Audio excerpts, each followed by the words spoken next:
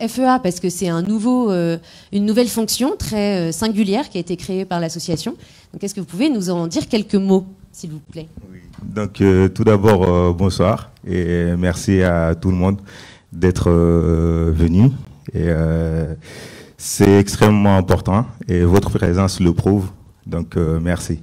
Et, par rapport aux caméras qui est derrière vous, oui, c'est notre chaîne télé, Web TV, qui filme et qui retransmet en direct sur notre chaîne. Donc voilà. Et en l'occurrence, pour le public, ne vous inquiétez pas, la caméra elle est vraiment fixe sur la scène. Donc si vous voulez pas être filmé, vous êtes pas filmé de toute façon. Voilà, tout simplement. Mais ceux qui veulent être filmés, il y aura pas de problème aussi. Vous pourrez être filmé si besoin. Merci d'avoir clarifié. C'est bien comme ça, on est tous. Tout le monde est d'accord. C'est bon. Voilà. Alors, vous m'avez posé la question par rapport au rôle des médiateurs FEA. Mais tout d'abord, en fait, FEA, je pense que, comme ça a été expliqué par la présidente et comme vous l'avez expliqué, donc c'est une association qui est là, qui milite pour l'égalité femmes-hommes. Donc, déjà, moi, j'ai rejoint l'association, en fait, à la suite d'une émission. Et après, Sorena m'a appelé et c'est tout naturellement qu'en fait, moi, j'ai répondu oui parce que j'ai toujours été dans ce combat-là. Et là, être dans une structure, dans une association avec des gens aussi investis, aussi conscients, donc c'était tout bénef, quoi. Donc voilà. Et alors, qu'est-ce qu'on fait? Qu'est-ce qu'on fait? Voilà, c'est là, c'est ça la question. Qu'est-ce qu'on fait? On fait énormément de choses, en fait. Et en tant que médiateur, donc, la première chose, en fait, quand on arrive en tant que médiateur, en fait, on est formé. On est formé aux pratiques, on est formé aux problématiques, on est formé aussi à la façon de sensibiliser, à la façon d'informer. Donc, comme je dis, on est formé. Donc, on est formé sur tout ce qui était le problème lié au sexisme, les problèmes liés aux stéréotypes, les problèmes liés à l'excision féminine, les problèmes liés au mariage précoce et mariage forcé aussi, parce que beaucoup d'entre nous, en fait, souvent, c'est comme une sorte de légende, en fait. C'est-à-dire, on est là, on se dit, ben non, c'est bon, c'est fini, ça. Mais en fait, en rentrant dans FEA, en tant que médiateur, on découvre, en fait, c'est des choses qui sont toujours là. Et que, inconsciemment ou avec conscience peut-être aussi, on a tendance à ne pas trop tenir compte ou ne pas donner d'importance. Donc, il y a ça, cette forme-là qui fait que, qui est là dans FEA en tant que médiateur. Après, le rôle même du médiateur de FEA, comme je vous ai dit, c'est sensibiliser, c'est réveiller les consciences, c'est montrer aux gens qu'il y a une problématique, et cette problématique-là, elle mérite d'être débattue, elle mérite d'être connue, elle mérite des solutions. Et je pense qu'il y a des solutions, sincèrement. Et voilà, c'est ça aussi le rôle du médiateur. Donc, on sensibilise, on informe, et avec les techniques qu'on a appris, les techniques de sensibilisation, les techniques d'animation, à travers différentes plateformes, à travers différents moyens, c'est-à-dire on le fait autant en présentiel que par les réseaux, parce que comme vous le savez tous, et c'est pas un scoop, avec la Covid, il fallait bien s'adapter, et on s'est incroyablement bien adapté, parce que malgré ça, nos activités, nos sensibilisations, nos réunions ne se sont pas arrêtées, en fait. Donc, on a trouvé de nouvelles moyens de sensibiliser à travers Facebook, Instagram, Twitter, enfin, pour certains, et Zoom. Donc, voilà. On s'est vraiment adapté, en fait. Et ça, sincèrement, je tiens vraiment à féliciter toute l'équipe de FEA parce que, voilà, ils ont fait un travail incroyable. Parce que beaucoup d'entre nous, et moi le premier, j'ai peut-être pas l'air, mais je suis pas très connecté réseau. Donc voilà. Vous avez quand même amené la caméra qui nous filme en direct. Je trouve que c'est très connecté. Mais... Et alors, voilà. Comment, à qui vous adressez-vous en fait, que ce soit sur le terrain ou justement grâce à l'adaptation via les réseaux sociaux? Voilà, à qui on s'adresse? On s'adresse à tout le monde. Et, par exemple, si moi je dois parler de mon cas personnel, je m'adresse vraiment à tout le monde, c'est-à-dire parce que dans mon entourage, quand je dis dans mon entourage, dans mon réseau, il n'est pas fait que des jeunes. Donc il y a des personnes âgées, il y a des personnes moins âgées, il y a des gens de mon pays d'origine, de mes cultures d'origine aussi. qui sont soninké et Peul ou soninké. Donc, tous ces gens-là, on s'adresse à tous ces gens-là parce que c'est ces gens-là qui ont besoin d'être conscientisés en fait, par rapport à ces problématiques-là. Donc, voilà. Et principalement des hommes, ou vous travaillez avec des hommes et des femmes? Donc, principalement, là, par rapport aux ateliers qu'on a organisés, principalement, on a beaucoup travaillé avec des femmes, et des hommes plutôt. Des hommes, excusez-moi. Donc, c'était surtout des hommes. Donc, on organise des réunions, que ce soit via réseau ou en présentiel. Donc, on échange. Moi, je suis vraiment dans l'échange, en fait. Je ne suis pas dans le jugement ou dans les stéréotypes. Et après, comme ça peut être dit, chacun a sa façon de voir. C'est pas parce que moi je vois pas comme ça que je vais dire non, c'est mauvais. Non, c'est pas que je vais pas dire c'est mauvais. On est là, on discute, on échange.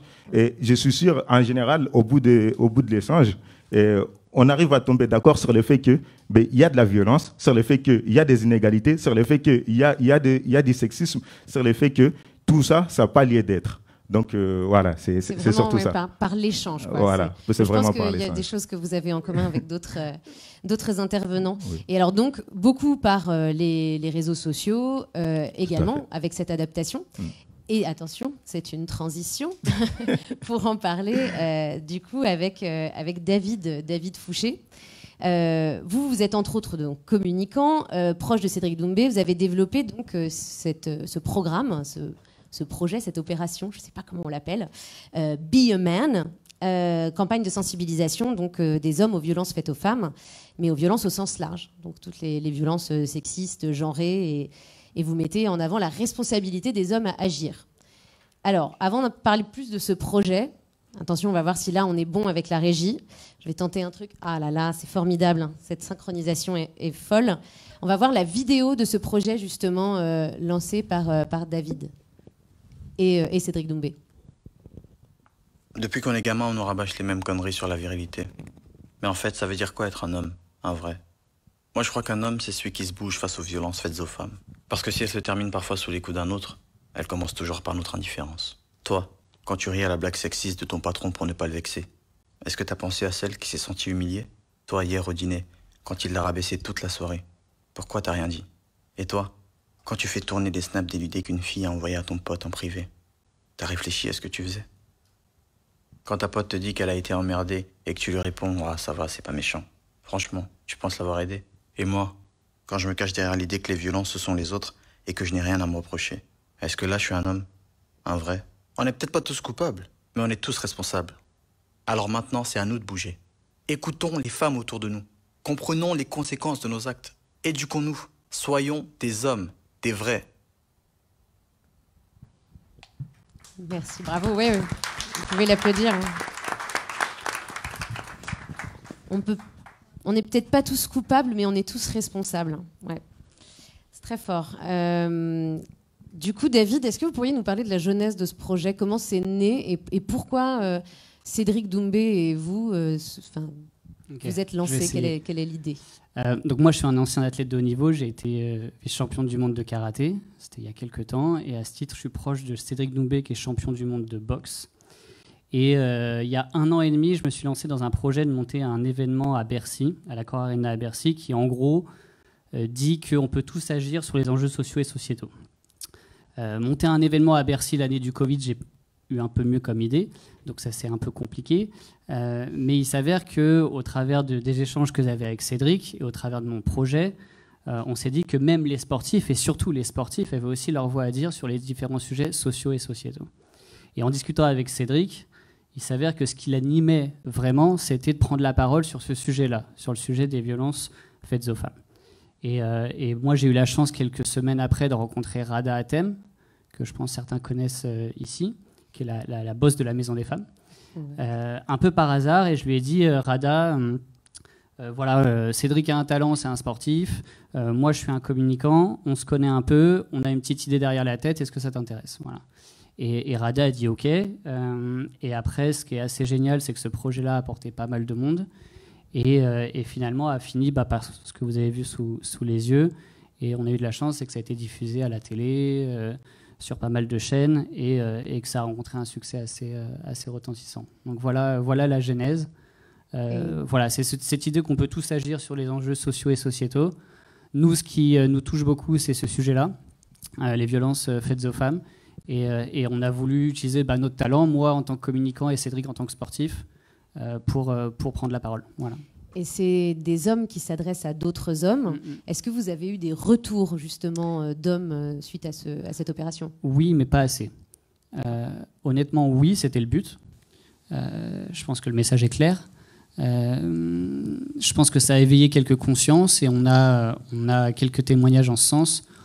En revanche, j'ai l'impression qu'il a quand même beaucoup plu aux femmes et les hommes se sont interrogés, mais est-ce que ça a éveillé les consciences de tous les hommes sur cette terre ? Je ne pense pas. Voilà. Donc, je pense qu'il y a un vrai sujet de... moi, à ma petite échelle, il y a cet aspect sensibilisation que je peux faire. Après, dans l'action, il faut aussi d'autres personnes, comme certainement mes collègues, là, qui interviennent parce que là-dessus, je suis moins armé. Voilà. Alors justement, c'est cette fois-ci, David, vous me donnez la transition.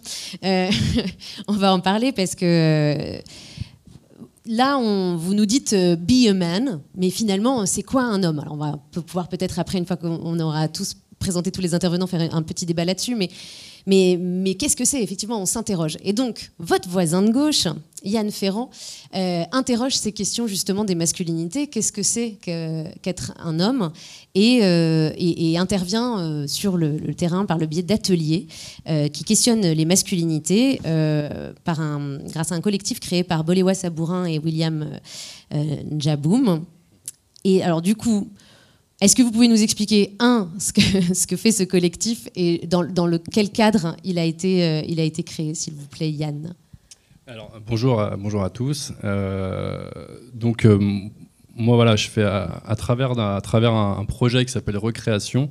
Je fais partie d'un collectif, donc le collectif de l'association Loba, qui œuvre pour prévenir les violences sexuelles faites aux femmes et soutenir celles qui en ont été victimes. Aujourd'hui, le collectif souhaite interpeller... interroger et surtout appeler à la discussion autour du sujet des masculinités. Qu'est-ce qu'être un homme au XXIe siècle ? Qu'est-ce que là ou les masculinités ? C'est la grande question.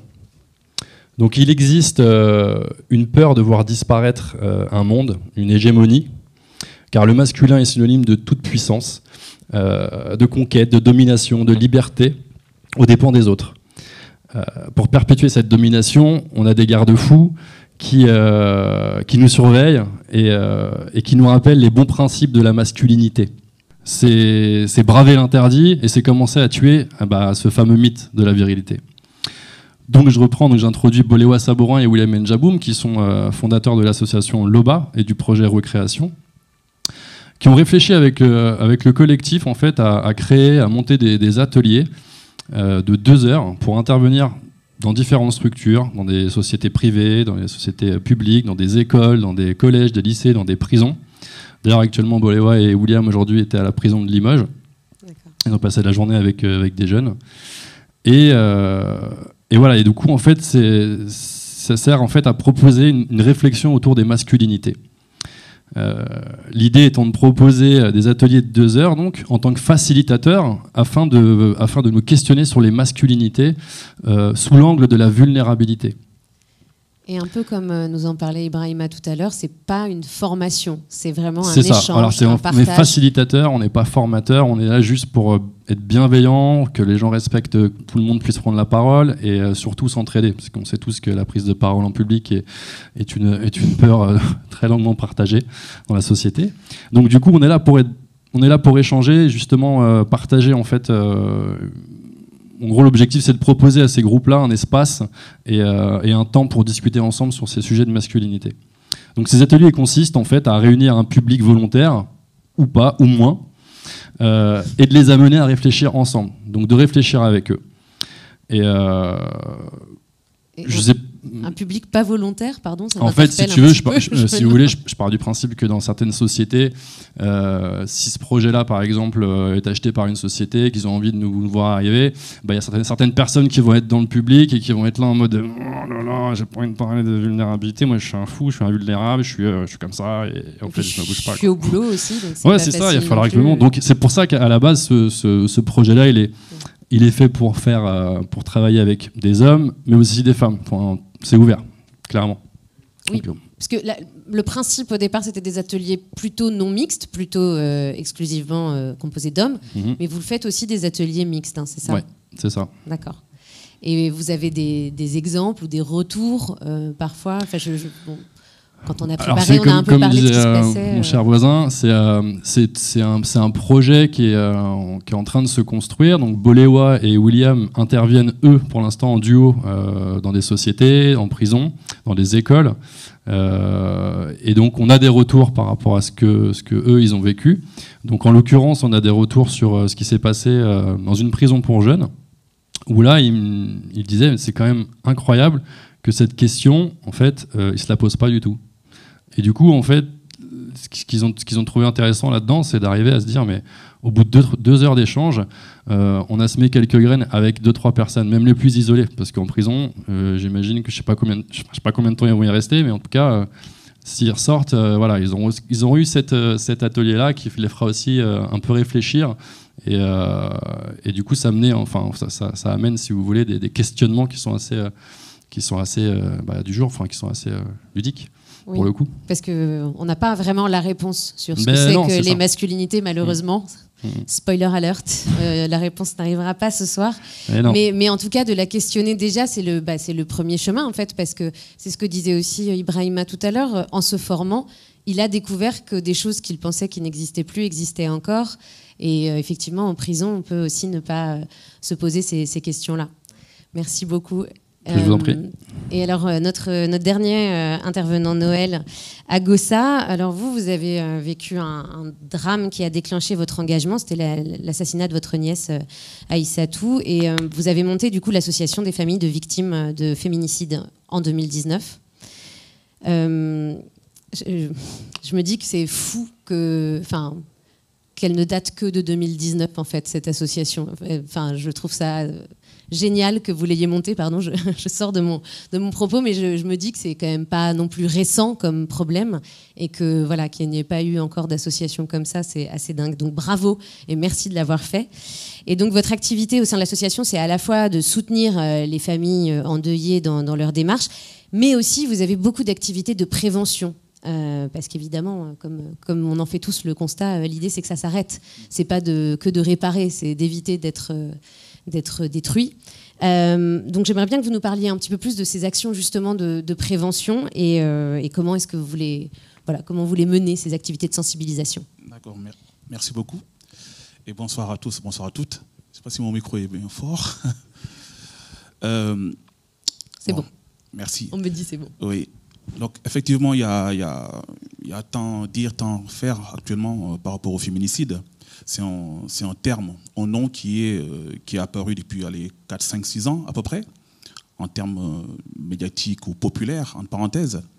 Mais hélas, les féminicides, en tout cas le meurtre d'une femme par un homme, date depuis que la Terre est Terre, hein, comme on dit, depuis le temps des temps. Malheureusement, aujourd'hui, on est dans un système où on parle de système patriarcal, de féminisme, etc., etc. Mais on oublie souvent qu'on parle de vie humaine avant tout. On parle de violences faites aux femmes. On parle de sociétés qui considèrent certaines, entre parenthèses, sujets un peu tabous, hein, et sans rentrer trop dans les détails. Et donc il est vrai que mon engagement en tant qu'homme, parce que le sujet principal, c'est les hommes qui s'engagent pour l'égalité entre les femmes et les hommes, mais je dirais aussi c'est un engagement pour humain, tout simplement. Voilà, c'est avant d'être engagé, je suis quand même comme tous mes camarades ici, comme tout le monde, je pense. Tout simplement, je vais me mettre là parce que voilà, excusez-moi. Un engagement pur et simplement humain. Et donc moi, quand ma nièce a été tuée, elle avait 21 ans, hein, vous imaginez, donc c'est vraiment, elle sortait à peine de l'adolescence, elle rentrait dans la vie active. Et son ex-compagnon, son ex-copain, petit ami, avait 20 ans, donc un an de moins, et ils sont connus au collège. Voilà. Donc tout le cheminement plus tard, en termes de sensibilisation, information, joue beaucoup, parce qu'en fait, on parle d'hommes et de femmes, mais aussi on doit parler aussi de garçons et de filles. Hein, donc, depuis l'enfance, il y a beaucoup de choses, beaucoup de chemin à faire à ce niveau-là. Donc, c'est un combat, en fait, pour l'égalité entre les femmes et les hommes. C'est un combat aussi pour préserver la vie, avant toute chose, parce que aujourd'hui, il y a beaucoup d'associations qui combattent les violences faites aux femmes, qui sont pour l'égalité entre les femmes et les hommes. Mais peu, en tout cas l'AFVF, hein, l'Association des familles des victimes de féminicide, a été une première, en tout cas en France et en Europe. Et derrière, il y a eu d'autres associations qui se créent. Donc c'est une bonne chose en fait pour parler aussi de l'après-crime. On ne parle pas trop de drame parce que ce n'est pas un drame, c'est un crime, avant toute chose. Donc voilà, des associations qui se battent pour l'après-crime, pour le suivi des victimes, bien sûr, hein, parce que bon, lorsqu'on tue une femme, ce n'est pas juste la comptabilité, on ne dit pas qu'il y a 35 personnes qui ont été tuées, c'est aussi 35 familles qui ont subi des choses. Donc le nombre n'est pas limité, et aujourd'hui, on ne parle pas que de ces chiffres-là, nous on parle aussi de reconstruction pour ces familles qui ont été victimes, donc les enfants qui sont, s'il y a des couples qui ont des enfants, mais aussi les parents, les frères, les sœurs, etc., etc. Donc, il y a un engagement derrière qui est aussi primordial, qu'on oublie très souvent. Hein. On parle souvent de prévention, de bracelets électroniques, etc., etc., mais on ne parle pas assez des familles qui sont endeuillées et qu'est-ce qu'on en fait derrière. Tout ce qui est traumatisme, etc., et suivi judiciaire, etc., etc. Donc voilà, donc nous, on a ces deux profils en termes d'engagement. Une partie vraiment de prévention pour toutes les victimes, etc., qui sont déjà victimes. Sensibilisation pour éviter qu'il y ait des victimes, bien sûr, une relation avec les commissariats, le parquet, et aussi une autre partie pour, malheureusement, les gens qui sont déjà partis. Voilà. Donc il y a une reconstruction pour certains membres des familles, mais aussi pour éviter que ces choses-là n'arrivent. Donc on parle beaucoup aux hommes, bien sûr, énormément. Je ne pourrais pas dire autant de femmes que d'hommes, mais on parle énormément aux hommes et énormément aux garçons. Oui. Et j'ai une question, est-ce que, elle peut être d'ailleurs pour vous tous, mais est-ce que le fait d'être un homme a pu vous être reproché dans votre engagement ? Beaucoup, énormément, énormément, parce que c'est un milieu de base féministe. On dit que pour lutter contre les violences faites aux femmes, à la base, il faut être féministe. Ça, c'était le début, honnêtement. On a fait des marches, on a fait des manifestations, on a fait pas mal d'événements, pas mal de choses. Mais bon, naturellement, ce côté un peu un garçon qui est dans ce milieu, c'est un peu compliqué pour certaines, entre parenthèses. Et pourtant, on a fait avancer les choses, hein, parce que c'est pas évident, c'est pas aisé pour moi, en tout cas, d'être un homme dans des structures, dans le débat féminin, entre parenthèses. Et pour moi, je dis encore, c'est pas un débat féminin, c'est un débat sociétal. Voilà, hein, humain, comme vous voilà, disiez tout à l'heure. On parle pas assez de ce côté humain de vie. Voilà, donc pour moi, je pense que tous les hommes, et j'invite beaucoup les hommes à s'engager dans cette lutte parce que voilà, ça concerne tout le monde. Ça concerne vraiment tout le monde. Merci beaucoup. Et vous avez eu, vous aussi, ce genre de reproches parfois qui vous ont été formulés ou pas nécessairement? Mais oui, franchement, c'est pas du tout facile. Ouais. C'est pas du tout facile, en fait. Dans mon cas, moi, ça n'a pas été facile parce que pour plusieurs raisons. Ça n'a pas été facile parce que je suis un homme. C'est-à-dire, quand j'arrivais dans un assemblée où il y avait, en majorité, en général, c'était des rassemblements en majorité femmes. Tout ce que je disais, d'ailleurs, avant juste de rejoindre FAA, on avait fait une conférence, enfin un échange, et c'était en majorité femmes. Et d'ailleurs, j'étais le seul homme à intervenir. Mais tout ce que je disais, les femmes et les filles qui étaient présentes, elles estimaient que je n'étais pas légitime en fait pour exposer ça, et que quand je l'exposais forcément avec des arrière-pensées. Et chose que je dis, mais qui est fausse, parce que déjà, vous ne pouvez pas savoir ce que j'ai en arrière-pensée. Et deuxième chose, en fait, c'est pas un combat des femmes ou d'hommes, en fait. C'est un combat, comme vous avez dit, et comme les collègues l'ont dit, c'est la société, ça nous concerne tous. C'est pas question de sexe ou de genre ou de couleur ou de religion. Et voilà. Et là où j'ai dit que c'était compliqué pour moi, parce que aussi dans ma communauté ou dans mes communautés, le fait de venir avec des combats comme ça n'a pas été toujours bien vu, parce que, comme on dit, mais toi, t'es musulman ou t'es pas musulman? Ben oui, je suis musulman, mais en même temps, ma religion, elle m'appartient, j'en fais ce que j'ai envie d'en faire. Et puis, t'es africain ou t'es pas africain? T'es Peul ou t'es pas Peul? T'es Soninké ou t'es pas... En fait, il y a toujours des questionnements par rapport à la légitimité de cet engagement, en fait. Donc, mais je pense que tous les hommes qui sont là et toutes les personnes qui sont là, ils ne sont pas arrêtés à ces questionnements-là. Et j'encourage à chacun, et chaque homme et chaque personne, d'ailleurs, de ne pas s'arrêter à ces questionnements et à ces freins, entre guillemets. Oui, parce que là, on voit bien que la masculinité, finalement, ou les masculinités, du coup, c'est quelque chose de très social. Et la société, elle change tout le temps et elle change en fonction de là où on se trouve, parfois du pays ou même de la région où on se trouve. Ça change en permanence. Donc, effectivement, c'est pas facile, mais bravo, messieurs. Est-ce que vous avez des questions dans le public? Pas de questions. C'est toujours hyper dur de poser la première question, je sais. Donc, il faut juste se lancer et puis... Non, personne? Ah, super, formidable. Alors, il ne faut pas hésiter à parler très fort parce qu'on n'a pas de micro pour le public, mais où on a un micro pour le public parce qu'on a un Noël très généreux. C'est une question qui vise particulièrement toi, Yann. Tu parlais de penser les masculinités sous l'angle de la vulnérabilité. Et j'aurais voulu que tu développes sur comment reconstruire ou penser ces masculinités en collectif avec j'imagine, des garçons qui ne sont pas... nécessairement peut-être sensibilisés à la question ou qui ont peut-être jamais pensé ces questions-là. Donc voilà, si vous pouvez détailler ou... Alors détailler, je vais faire de mon mieux. Repenser les masculinités.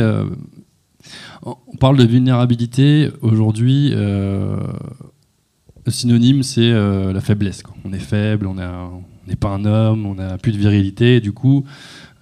c'est difficile, je pense. Alors, dans un groupe d'hommes, cette question gêne peut-être au début beaucoup. Via nos ateliers, en fait, on permet, si tu veux, je te tutoie, excuse-moi. On se permet, en fait, via l'atelier, on va faire travailler les gens, donc le public, soit des hommes ou des femmes, via un système de photolangage où en fait, on va libérer la parole en commençant par ça. Donc les gens en fait se concentrent sur les photos qu'on a mis sur le mur et chacun va pouvoir commencer à prendre la parole. Derrière ça, en fait, les formateurs, donc entre guillemets les bêta-formateurs et les bêta-facilitateurs, parce qu'on n'est pas formateurs, on va se mettre à nu entre guillemets devant le public en racontant des anecdotes de notre vie, de ce qui s'est passé par exemple dans une relation avec une fille. Enfin voilà, on va vraiment y aller pendant 5 bonnes minutes. Du coup, ça va mettre en confiance ou ça va effrayer peut-être le public. Mais l'idée, c'est commencer déjà à libérer la parole de cette façon. Et là, en fait, on voit que les bras se décroisent un petit peu. Tiens, lui, il est en train de le faire, quoi. Il est carrément en train de le faire, là, devant nous. Et ce qui est cool, c'est qu'on est deux. Donc, il y a aussi d'autres anecdotes qui n'ont rien à voir en fonction d'où tu viens, de la religion que tu as, qui tu es, la couleur que tu as. Et c'est ça qui est assez sympa, c'est que tout le monde se sent inclus là-dedans. Donc c'est une masse à faire parce qu'aujourd'hui le contrôle des émotions ça empêche de vivre. On est contenu, on n'arrive pas à se libérer en fait. C'est difficile de pouvoir parler de nos émotions et pour un homme encore plus. Donc du coup l'idée de parler de vulnérabilité c'est commencer à lâcher un petit peu et c'est pour ça qu'au début ces groupes-là, et je reviens sur ce que tu disais sur le combat féministe, nous en tant qu'hommes c'est un peu des fois difficile pour les femmes de l'accepter parce qu'on est des hommes. En fait, le but de ces projets-là, de ces ateliers-là, c'était à la base de faire ça qu'avec des hommes pour éviter justement qu'il y ait des interactions et que les hommes ne puissent pas se libérer. Et au fur et à mesure, on s'est rendu compte qu'il y a des femmes qui voulaient y participer, mais que tout était respecté par rapport aux règles qu'on avait imposées. Donc à la politesse, laisser la place, et puis en fait, effectivement, les choses se passaient super bien. Et à la suite de ce texte sur les vulnérabilités, donc nos anecdotes, il y a un temps de diagnostic où on met les gens dans la salle et on leur demande de se mettre à 3 places bien particulières. Ceux qui se sentent invulnérables se mettent à gauche, au milieu tu as ceux qui ne savent pas trop s'y mettre, et à droite tu as les gens pour qui parler de vulnérabilité, il n'y a pas de souci, quoi. Donc les gens se mouvent dans l'espace, c'est assez sympa. Et après, on re-questionne en fait les gens qui se sont placés en disant mais t'es sûr que t'es à la bonne place? Tu penses pas que tu pourrais changer? Puis bref, les gens changent ou pas. Et en fait, après, petit à petit, on crée des petits groupes et on fait un temps de diagnostic. Et là, pendant une demi-heure, en fait, on se pose avec le public et on réfléchit sur 3 questions sur pourquoi c'est difficile d'être vulnérable en société, pourquoi ça ne l'est pas, qu'est-ce qui est facile, et une 3e question sur il y a des choses, je ne sais pas du tout quoi en penser, et finalement, qu'est-ce que je fais avec ça, quoi. Donc on est là pour vraiment échanger, et nous aussi on apprend tout le temps, enfin, clairement on n'est pas là pour former, on est vraiment là pour faciliter et se sentir à l'aise avec ça. Moi personnellement, sur mon tempérament et qui je suis un féministe dans l'âme parce que j'ai été élevé par des femmes et que j'ai toujours fait chier entre guillemets mes potes quand je parlais avec eux de discussions en soirée. Ils me disaient mais Yann, arrête, c'est trop dur pour moi, c'est bon. Donc j'arrivais jamais à passer des soirées avec tout un groupe, quoi. Moi je parlais de mes émotions mais ça embêtait tout le monde. Donc voilà, enfin, je sais pas si j'ai répondu à ta question. Mais... Très bien, merci. Super, merci beaucoup. Alors malheureusement, on est hyper contraint par le temps, donc c'est hyper frustrant parce que vous avez encore beaucoup de choses à nous dire. Mais si vous voulez en savoir un petit peu plus sur un cocktail après, vous aurez l'occasion d'en parler. Et en plus, toutes les informations de chacun seront sur la page Facebook de FEA, donc vous pouvez retrouver et interroger chacun. Merci beaucoup, messieurs. Je suis désolée, on est obligé de déjà changer, mais c'était des échanges forts. Et je pense que on part tous avec l'idée de be a man, mais questionne quand même ce que ça veut dire. Et puis, on continue à montrer l'exemple. Merci. Alors, je vous laisse sortir peut-être par la coulisse. Et oui, applaudissez-les, merci. C'est derrière le rideau. Il y a des escaliers. Parce que comme ça, je vais pouvoir accueillir par l'autre côté. Ou vous passez par où vous voulez. Écoutez, c'est pas grave. Tout va bien. Alors, on va passer maintenant à la 2e table ronde. Parce que, donc, on parlait des violences. Là, comment est-ce qu'on lutte contre les violences en sensibilisant? Parfois, on n'a pas le choix, comme on le disait, de devoir fuir les violences. Mais en même temps, même si pour survivre, il faut partir, le chemin, il est parfois impensable, quand même. Il n'y a que celles et ceux qui l'ont vécu qui peuvent comprendre. Et puis, la violence à laquelle on essaye d'échapper, parfois, s'ajoutent d'autres violences invisibles, mais bien présentes. Donc, on va en parler maintenant. Ah, super! On a c'est génial! Une organisation complètement dingue. Super! Merci beaucoup pour ce petit moment Covid, mais qui est malheureusement nécessaire. Donc voilà, on va parler des pratiques violentes qui sont faites aux femmes, les mariages forcés ou précoces, les mutilations génitales, en particulier dans les parcours d'asile. Et du coup, j'accueille Camille Désert, qui travaille à l'OFPRA, donc l'Office français de protection des réfugiés et apatrides. J'imagine que vous le saviez tous, mais au cas où. Elle est adjointe à la chef de division Amérique Maghreb et chef de file du groupe thématique Violences faites aux femmes. Camille, je vous laisse vous installer, merci beaucoup. Ensuite, Sorna Falba, que vous connaissez tous ici, qui depuis des années travaille dans le domaine des violences faites aux femmes, violences de genre en France et en Afrique. Et puis c'est l'une des chevilles ouvrières de la FEA et qui œuvre quotidiennement et grâce à qui on a cet événement ce soir. Ensuite, j'invite Assatou Baldé à nous rejoindre. Elle est interprète en peul guinéen et soussou. Et elle est également co-responsable de l'association Dialogue F qui accompagne les femmes guinéennes victimes de violences. Et enfin, last but not least, l'homme de cette... Est-ce qu'il est arrivé, Mounir, d'ailleurs? Oui, il est là, super. Donc Mounir Alamine, qui va nous rejoindre, qui est médiateur FEA, originaire du Tchad. Il habite en France depuis 3 ans, il milite pour les droits humains et il est évidemment très impliqué contre les violences faites aux femmes. Et merci beaucoup, encore une fois, pour que tout puisse se dérouler, mais sans prendre de risques. Alors, je vais commencer par me tourner vers Sorna, qui est un peu la boss, finalement, enfin la 2e boss. Je veux pas commettre d'impair. Vous êtes la coordinatrice FEA et l'instigatrice de cet événement. Donc, dans ce qu'organise FEA, On a parlé de tout le programme avec les médiateurs, mais vous avez aussi une activité de sensibilisation et formation des professionnels aux questions de violence basées sur le genre dans un contexte migratoire d'asile, et avec un focus particulier donc, sur les MSF et mariage forcé ou précoce. Sorna, est-ce que vous pouvez nous donner, du coup, pour qu'on cadre un peu cette discussion, et je pense qu'on a tous besoin de savoir les chiffres de la violence, du coup, de ces mariages forcés ou précoces, de ces mutilations aujourd'hui dans le monde. Du coup, petit micro, voilà. Merci beaucoup Adélaïde. Et, bonjour et merci à tous et à toutes d'être là. Oui, peut-être avant les chiffres, redire juste que alors les violences faites aux filles et aux femmes, elles touchent toutes les régions du monde. Elles touchent toutes les catégories sociales et tous les âges. Et à ce jour, je pense qu'aucun pays n'a réussi à atteindre l'égalité femmes-hommes. Je voudrais aussi dire que les violations des droits des filles et des femmes, elles s'inscrivent dans un continuum qui va de l'injure sexiste au féminicide. On vient d'en parler.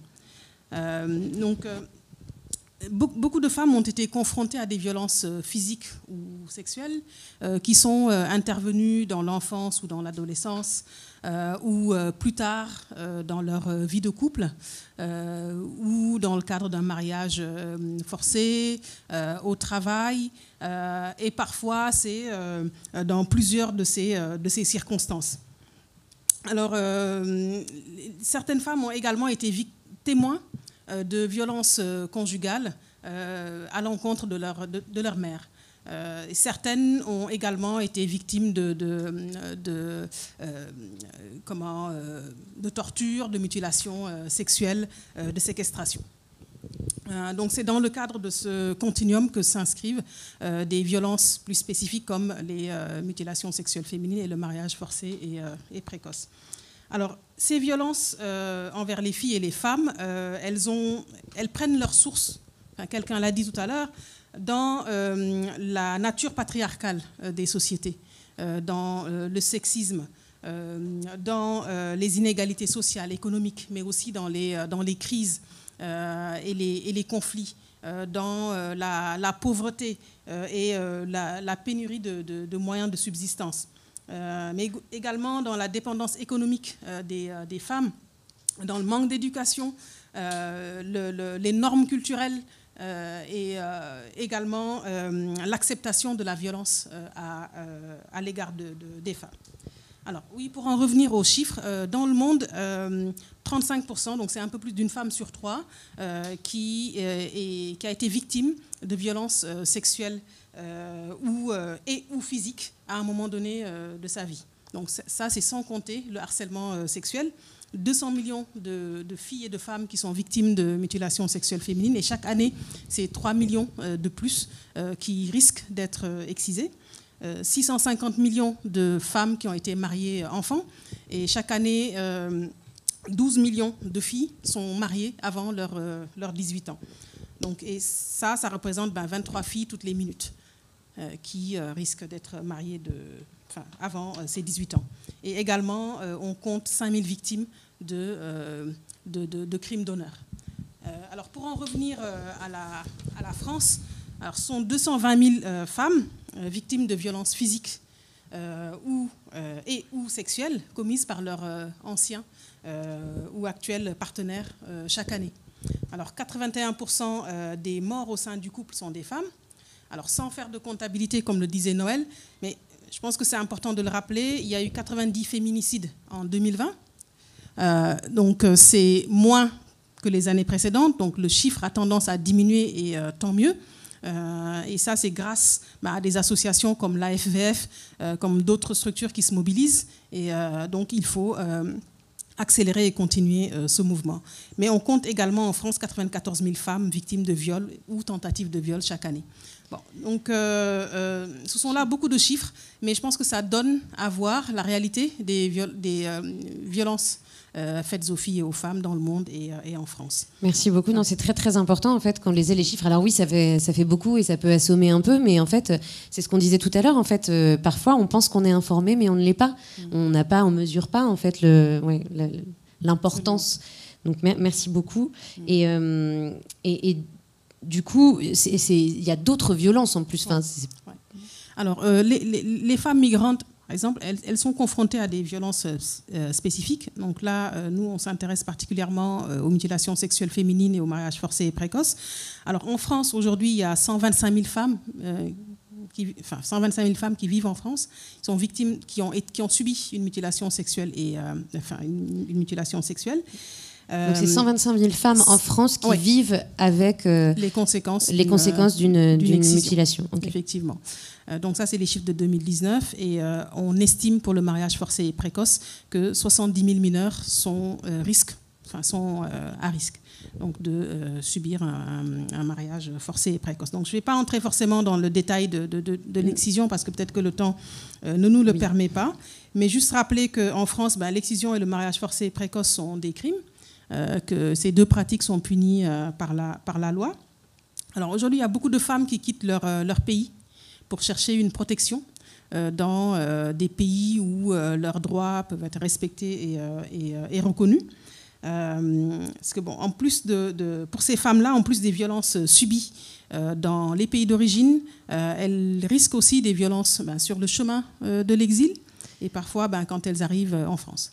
Parce que quand elles arrivent, elles sont dans une situation de précarité qui fait que parfois on va leur proposer par exemple un logement contre des services sexuels ou bien un logement contre du travail domestique, etc. Donc elles continuent d'être précaires et vulnérables même quand elles sont arrivées en France. Et ça, c'est du coup ce à quoi est confronté l'OFPRA, puisque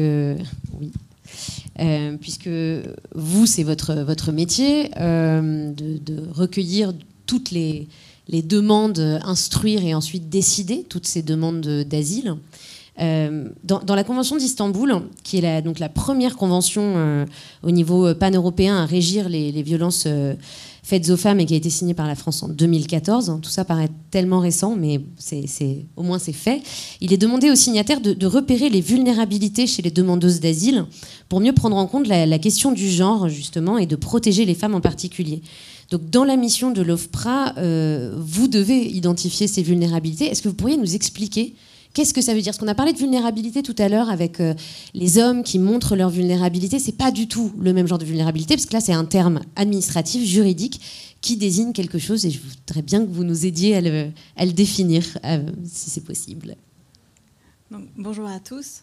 Donc, je vais faire bref, mais je vais quand même rappeler juste très brièvement les fonctions de l'OFPRA, parce que peut-être certains, je sais que certains sont des grands habitués de la maison, mais pas tous. Donc l'OFPRA, c'est l'Office français de protection des réfugiés et apatrides. On est un établissement public indépendant, certes sous tutelle du ministère de l'Intérieur, mais notre indépendance est réelle.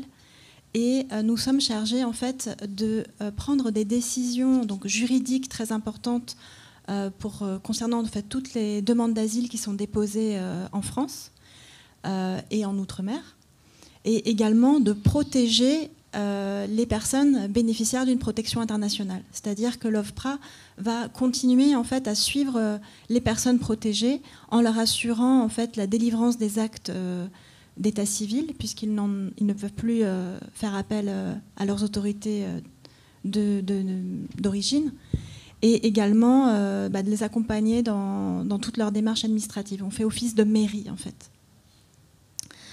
Donc effectivement, donc, le mariage forcé et précoce, les violences conjugales et aussi les mutilations sexuelles féminines sont un motif de demande d'asile pour toutes les femmes de tous les continents. Et c'est un motif donc, qui est recevable et que l'on va instruire à l'office.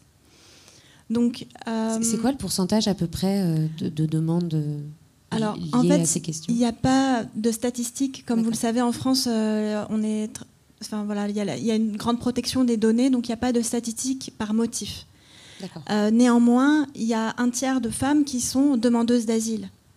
Donc ça donne déjà un certain ordre de grandeur. Et principalement, les femmes seules sont du continent africain. Les femmes en couple viennent d'autres zones géographiques. Et si vous voulez un autre chiffre aussi, l'Office actuellement protège, c'est le seul statistique qu'on a en fait, c'est le nombre de fillettes, donc de mineurs en fait, que l'on protège au titre de l'excision en fait, qui ont un risque de mutilation sexuelle féminine en cas de retour dans leur pays. d'origine. Et on a plus de 12 000 fillettes actuellement, principalement du Mali, de Guinée et de Côte d'Ivoire. Et donc là, qui ont une autorisation, qui sont reconnus réfugiés et qui restent en France et qui ne risquent plus du coup l'excision. Exactement. Okay. Elles sont sous la protection de la France et donc par ce biais-là, voilà, les parents ont pu régulariser leur situation administrative. Donc ça, c'est 12 000 aujourd'hui et vous avez, j'imagine, des demandes constamment qui arrivent. Exactement. Ouais, c'est ça. Tout à fait. Ça continue. Donc, par rapport aux vulnérabilités que vous évoquiez, par essence, en fait, tout demandeur d'asile est vulnérable. Donc, il y a des dispositifs en fait, qui existent pour tous les demandeurs d'asile. Et après, il y a des préconisations supplémentaires qu'on va mettre en œuvre justement pour toutes les questions qui relèvent de vulnérabilités objectives, qui sont les vulnérabilités faites au genre, en fait, liées au genre. Mais donc ça va concerner évidemment les femmes, mais aussi par exemple les personnes qui quittent leur pays en raison de leur orientation sexuelle, ou qui sont mineures, ou qui sont victimes de torture, qui ont été victimes de torture et qui ont de graves troubles psychiatriques ou psychologiques. Et vous, à l'OFPRA, vous êtes du coup formés pour apprendre à les repérer ? Exactement. Donc je vais vous expliquer un peu le dispositif. Donc évidemment, tout officier de protection est formé dès son arrivée. Il y a une formation initiale qui est très importante, qui est empirique mais aussi théorique, sur qu'est-ce que c'est qu'une vulnérabilité, comment est-ce qu'on recueille un récit de souffrance, comment est-ce qu'on accueille aussi une personne vulnérable en entretien. Comment est-ce qu'on va communiquer au mieux, notamment quand on a un interprète qui fait l'interface aussi avec notre demandeur. Et donc on va évidemment on a des textes juridiques, donc on va devoir conduire un entretien pour pouvoir répondre à une question juridique qui est: est-ce que cette personne a des craintes en cas de retour? Donc voilà, on va également être formé donc à cette conduite d'entretien spécifique avec ces personnes qui ont vécu des choses très douloureuses. Et il va y avoir également des formations continues tout au long de la vie à l'OFPRA, notamment des formations spécifiques qui vont être conduites par notre groupe de référents sur les violences faites aux femmes, où on va rentrer beaucoup plus dans le détail sur les mécanismes notamment de l'emprise dans le cercle familial, qui auront pu amener à un mariage forcé notamment, mais aussi par rapport aux violences conjugales. On va revenir également sur toutes les données un peu anthropologiques reliées aussi aux mutilations sexuelles féminines, pour comprendre aussi les sociétés, d'où viennent nos demandeurs, et voilà, sur toutes les conséquences médicales et sociales et psychologiques que ces violences engendrent. Et justement, à ce propos, est-ce que c'est, dans un parcours de demande d'asile, est-ce que c'est aisé de parler de ça? C'est des sujets tabous, c'est des sujets intimes. Parfois, j'imagine qu'on a aussi des amnésies. Ça ne doit pas être simple comment vous affrontez ces questions? Il y a plusieurs types il y a 2 dispositifs. Alors, ça fait vraiment partie de la formation initiale des officiers de protection. C'est un métier vraiment très spécifique, comme vous le comprenez. On n'est pas non plus des psychologues, donc notre place, elle est aussi différente. On n'est pas des psychologues, on n'est pas des policiers, on n'est pas là pour prendre une plainte d'une victime. Donc on explique aussi notre rôle. Notre rôle, il est différent. On est là pour prendre une décision juridique importante, mais qui se diffère de tous les autres accompagnateurs que la personne peut rencontrer dans son parcours de vie. Donc, je reprends votre question. Oui. Donc effectivement, c'est des sujets qui relèvent de l'intime, mais ça fait partie de la formation des personnes, de la formation que tout officier de protection a, puisqu'on rentre dans le parcours de vie de tout demandeur d'asile. Donc certes, ce sont des sujets qui relèvent de l'intime, notamment quand on va s'intéresser à l'histoire du couple, à la sexualité aussi. Mais c'est ce qu'on va aussi introduire dès le début de l'entretien pour la mise en confiance. Et donc on va mettre en place différentes garanties aussi de procédure qui sont ouvertes aux demandeurs. Il peut, à tout moment de la procédure, l'idéal, au plus tard la veille de l'entretien, choisir le sexe de l'officier de protection avec qui il souhaite s'entretenir et le sexe aussi de l'interprète. Donc c'est une faculté pour nous de pouvoir... on a les ressources pour nous pour avoir une femme ou un homme officier de protection. Et on va demander aussi à notre partenaire, notre prestataire d'interprétariat de pouvoir faciliter les choses à notre demande. À tout moment aussi, la personne peut être accompagnée par un tiers en entretien. Donc ça, c'est vraiment très important. Il y a des tiers qui sont habilités. Beaucoup d'associations ont fait la demande pour être habilités. Mais on va aussi, à titre individuel, pouvoir accepter d'autres tiers qui ne sont pas sur cette liste des personnes habilitées, notamment des psychologues, des psychiatres. Voilà, il faut en faire la demande auprès de la mission vulnérabilité. En tout cas, il y a vraiment une bonne prise en charge dans les textes de loi, c'est prévu. Exactement. On fait attention à ça. Il y a énormément de garanties procédurales. Et puis surtout, oui, vous parlez des garanties de procédure. On a le droit de choisir le sexe de son interprète ou des personnes qui nous accompagnent. Bon, après, peut-être ne le sait-on pas toujours. Et justement, on va en parler avec nos autres intervenants.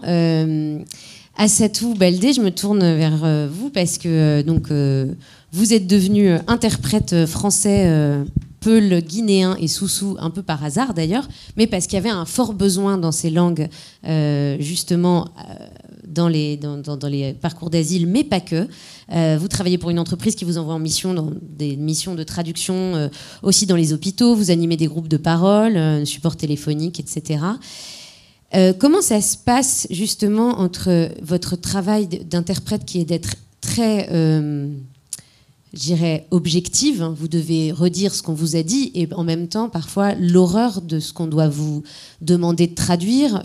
J'imagine aussi parfois qu'il y a des difficultés à traduire exactement, faire ressentir ce qui se passe. Comment est-ce que vous vous positionnez? Est-ce que vous êtes formé, vous, pour ça, pour gérer cette situation?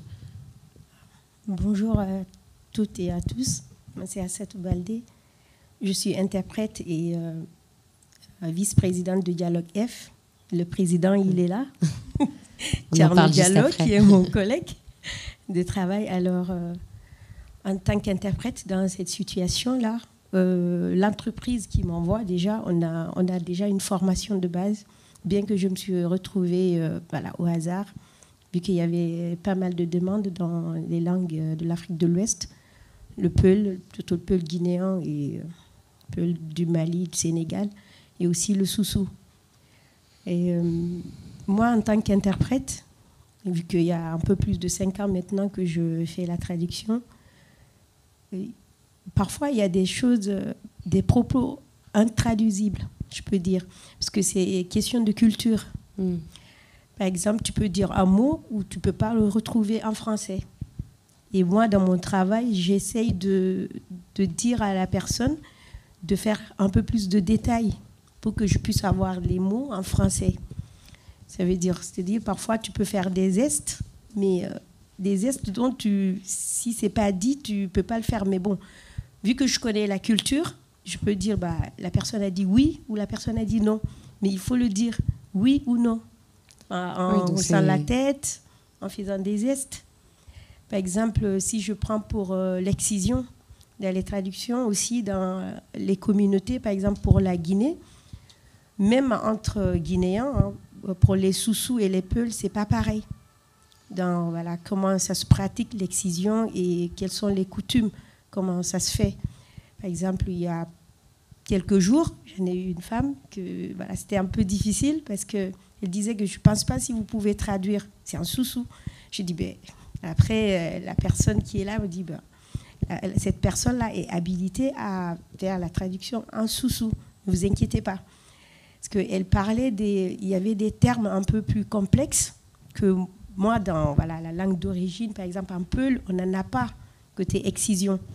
Alors, je lui ai demandé de faire un peu plus de détails pour que je puisse traduire le mot qu'il voulait dire. Du coup, en expliquant, en rentrant dans les détails, j'ai pu quand même trouver le mot, expliquer, dire, ah oui, c'est ça. Oui, donc c'est quand même pas mineur que de devoir traduire quelque chose qui, en plus, dans le parcours de demande d'asile, est essentiel pour peut-être avoir la décision juste. que dès le départ d'exprimer ce qui s'est passé, ce soit, quand bien même à nouveau on a surmonté tous les obstacles de l'amnésie, du trauma, enfin on les a pas surmontés, mais en tout cas on a la parole, et bien même quand on a la parole, elle n'est pas simple à dire. Enfin, je pense que c'est important quand même qu'on en ait tous bien conscience que ce parcours est c'est pas terriblement simple, semé d'embûches. parce que parfois les femmes, vu que si c'est une personne masculine qui est en face, parfois dire des choses intimes, c'est un peu difficile. Ouais. Et avant de commencer, j'essaye de mettre la personne en confiance, de dire, déjà, on te dit de tout dire, de t'exprimer. Et après, c'est difficile de dire des choses. Par exemple, pour l'excision, on te coupe quelque chose entre les jambes. Et si vraiment tu veux avoir le mot et que la personne ne veut pas dire, c'est un peu difficile. Tu vas toujours continuer à dire, c'est entre les jambes. Est-ce que l'interprète ne peut pas dire autre chose que ce qu'on lui dit, bien sûr. A dit. Ça aussi. Et justement, je voudrais en parler avec Mounir Alamine, qui est là aussi. Alors, je sais que vous avez aussi été traducteur, interprète. Ouais. Est-ce que ça s'est produit justement, cette situation où c'est délicat de parler à un interprète de sexe masculin quand on est une femme? Est-ce que vous avez été parfois dans cette situation? D'abord, bonjour à toutes et à tous. En fait, moi, je ne suis pas interprète au sein de l'OFPRA. Non, ça... Justement, c'est juste pour rectifier. Et du coup, quand on interprète pour les demandeurs ou les demandeuses d'asile, la situation diffère. Par exemple, pour les Tchadiens, les Soudanais et surtout les pays subsahariens, souvent, une femme ne peut pas parler aisément à un homme. D'accord. Et dans certaines de mes expériences, on m'a appelé dans une association pour traduire pour un monsieur qui était homosexuel. Et il était aussi tchadien. Et quand nous étions à table, il ne pouvait pas me dire ce qu'il sentait ou ce qu'il voulait envoyer comme message. Et là, c'est à moi, c'est mon rôle de lui mettre dans cette aisance, de lui mettre vraiment dans ce confort d'exprimer ce qu'il a à l'intérieur de lui. Donc, je lui ai dit, je ne fais que traduire. Je sais que peut-être la situation au Tchad où les coutumes, souvent c'est un peu, voilà, ce sont des sujets à ne pas parler à un homme. Mais je lui ai fait savoir que il faut parler, c'est ton histoire. Il faut que tu me dises ton histoire, que je puisse traduire. Parce que c'est à travers cette histoire-là que l'officier de l'OFPRA pourrait recueillir ton reçu. Et finalement, on a réussi, les gens petit à petit réussissent à dire ce qu'ils ont à l'intérieur d'eux. Oui, donc c'est vraiment beaucoup, on l'a déjà dit en première table ronde, mais c'est beaucoup de dialogue et beaucoup d'échanges. Et... Ouais. Justement, et juste pour ajouter, souvent aussi, grâce à ces projets MFGE et à travers FEA, nous, notre rôle, c'est de fournir aussi les informations que l'OFPRA est à sa disposition, à savoir de choisir le sexe de son interprète. C'est ce que j'allais demander, parce que là, pour le coup, c'est important, et que vous soyez homme ou femme, mais de vraiment soutenir les femmes dans leurs besoins d'information administrative, parce qu'on n'a pas souvent l'info, en fait, qu'on peut demander un autre genre d'interprète pour pouvoir se livrer plus facilement. Donc ça, c'est ce que vous faites aussi au sein de FEA et de vos actions. Exactement, c'est fournir les informations légales. Et, parmi ces informations, il y a beaucoup de femmes qui ne savent pas. Excusez-moi. Il y a beaucoup de femmes qui ne savent pas que elles peuvent choisir le sexe de l'interprète. Malheureusement, elles ne le savent pas. Il y a d'autres aussi qui, soi-disant, ne savent pas qu'une femme qui vient avec un regroupement familial, par exemple, qu'elle a le droit de déposer une demande individuelle à elle. Et ça, elles ne le savent pas. Et nous, on est formés pour donner ces informations légales. Et juste pour être plus rapide, j'étais un jour bénévole au sein du Croix-Rouge française à Melun. Et j'ai une collègue qui était avec moi. Et un peu plus tard, elle me dit que je dois te parler de quelque chose et tout. J'ai dit, vas-y, qu'est-ce qu'il y a et tout. Et elle me dit que ça fait maintenant 3 ans que je suis en France. Je suis venu par un regroupement familial et mon mari me fait savoir que sans lui, elle ne peut rien faire. Ben oui. Justement. Et moi, c'était un choc pour moi. Parce que de base, je suis militant, je suis activiste et je suis contre les violences faites aux femmes.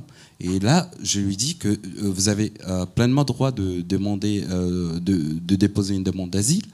Et bizarrement, la femme, elle était aussi victime de mutations sexuelles féminines.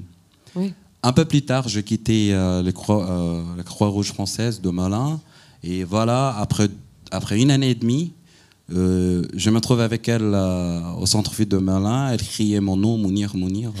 Moi, je me suis dit, pétasse, je ne vais pas payer le pass Navigo ou quelque chose. Et après, elle me dit que, bah, écoute, merci, parce que je ne savais pas cette information-là. Donc, on a beaucoup de cas comme ça, le manque d'information. Et souvent, étant interprète, je ne sais pas si mon camarade me partage cet avis, on a aussi un double rôle. C'est vrai, on interprète ce que la personne dit intégralement, mais aussi d'encourager à ce que la personne dit. Une fois, un avocat m'appelle le matin pour traduire, une avocate qui m'appelle pour traduire, c'était une femme de la Syrie, c'était une Syrienne, et cette femme-là, son mari lui pratiquait des violences, elle subit des violences en fait, elle subit des violences et tout, et son mari lui a fait savoir que, écoute, si tu déposes une plainte à la police, ils vont te retirer ta carte séjour. L'avocat essaye de lui envoyer ce message que non, ce n'est pas du tout vrai. Tu peux déposer à toi, comment dirais-je, une demande indépendante à lui, etc. Et là, je me trouve dans une situation vraiment délicate. Je traduis, mais je sens que la femme, elle ne comprend pas encore qu'elle pourrait. Et là, du coup, voilà, je dis, madame, je demandais à l'avocate de me donner juste 2 minutes. Elle me donne 2 minutes, je dis, madame, je lui ai parlé en arabe, je lui dis, madame, ne mettez pas votre vie en danger. Je suis contre les violences faites aux femmes.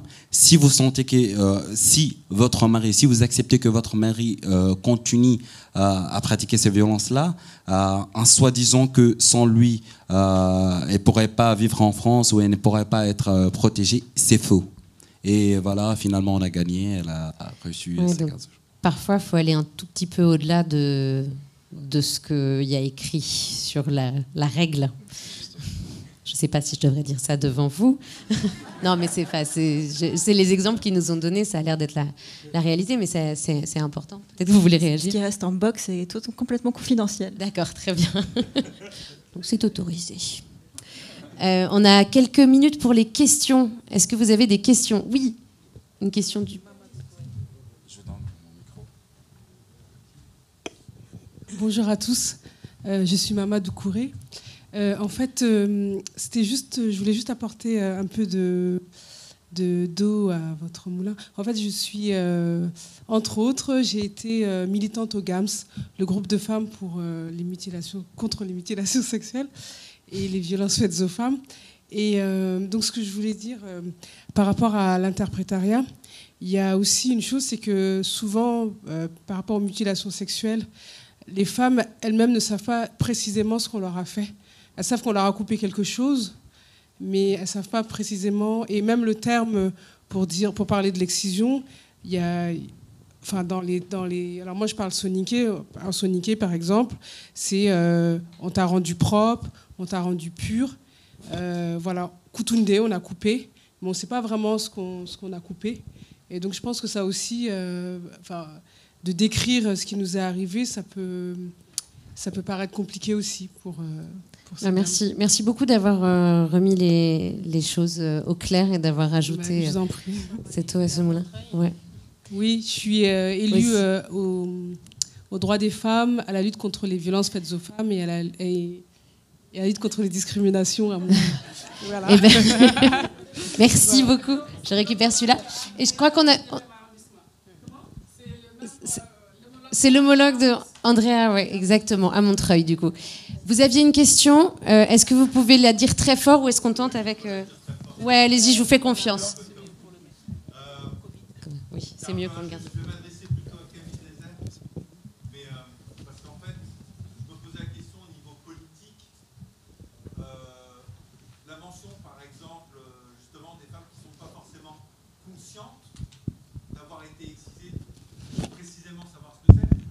J'ai appris récemment, par exemple, qu'en Égypte, on parle de 90-95% des femmes qui sont excisées, qui découvrent très tardivement qu'elles ont été excisées.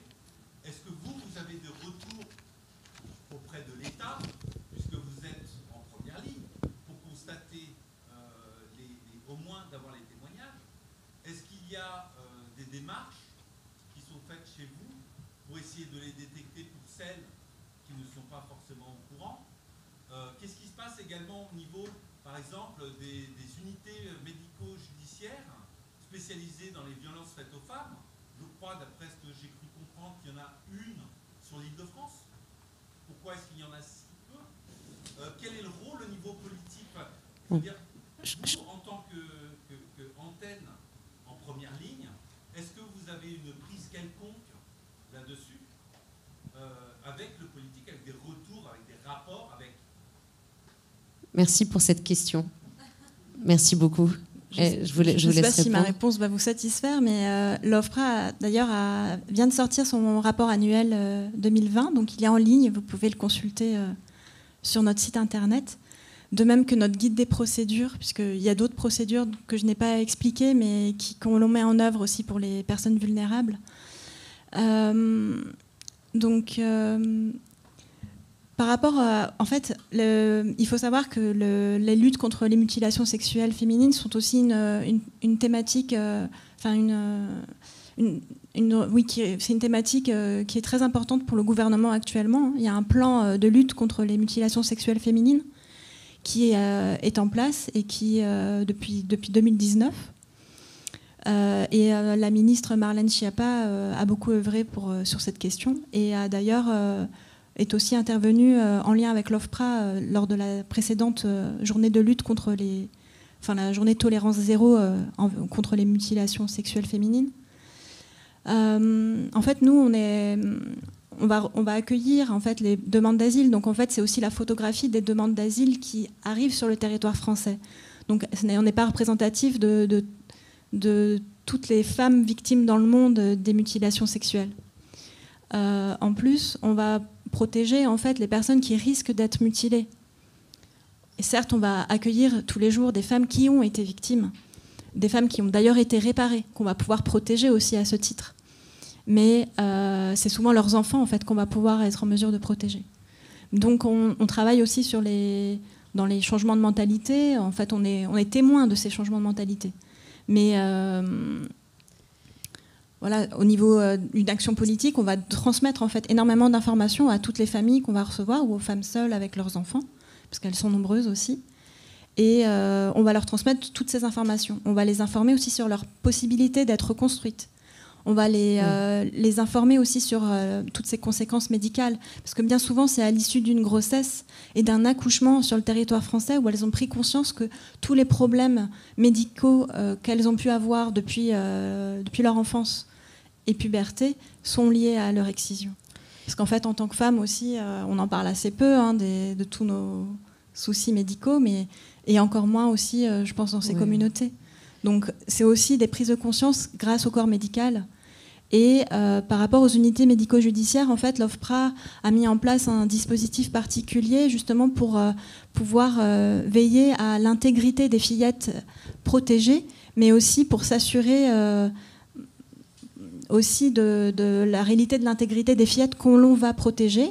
Et donc on travaille aussi en lien avec les unités médico-judiciaires qui sont à même de pouvoir accueillir toutes les victimes, toutes les femmes, et dans un cadre sécurisé, avec un dispositif aussi du contrôle de l'intégrité du corps féminin, avec toutes les garanties nécessaires qu'un médecin peut-être de ville ne pourra peut-être pas prendre. Je suis désolée de vous couper, et surtout au milieu de sujets aussi importants, ça paraît complètement aberrant, mais malheureusement... on est victime du temps qui passe et de la nécessité d'avoir une nouvelle table ronde. Mais ce que je vous propose, c'est peut-être de continuer à avoir ce... Je crains qu'on n'ait pas le temps. Est-ce qu'on peut garder la question pour après, pendant le cocktail, quand on se retrouve? Je suis vraiment confuse.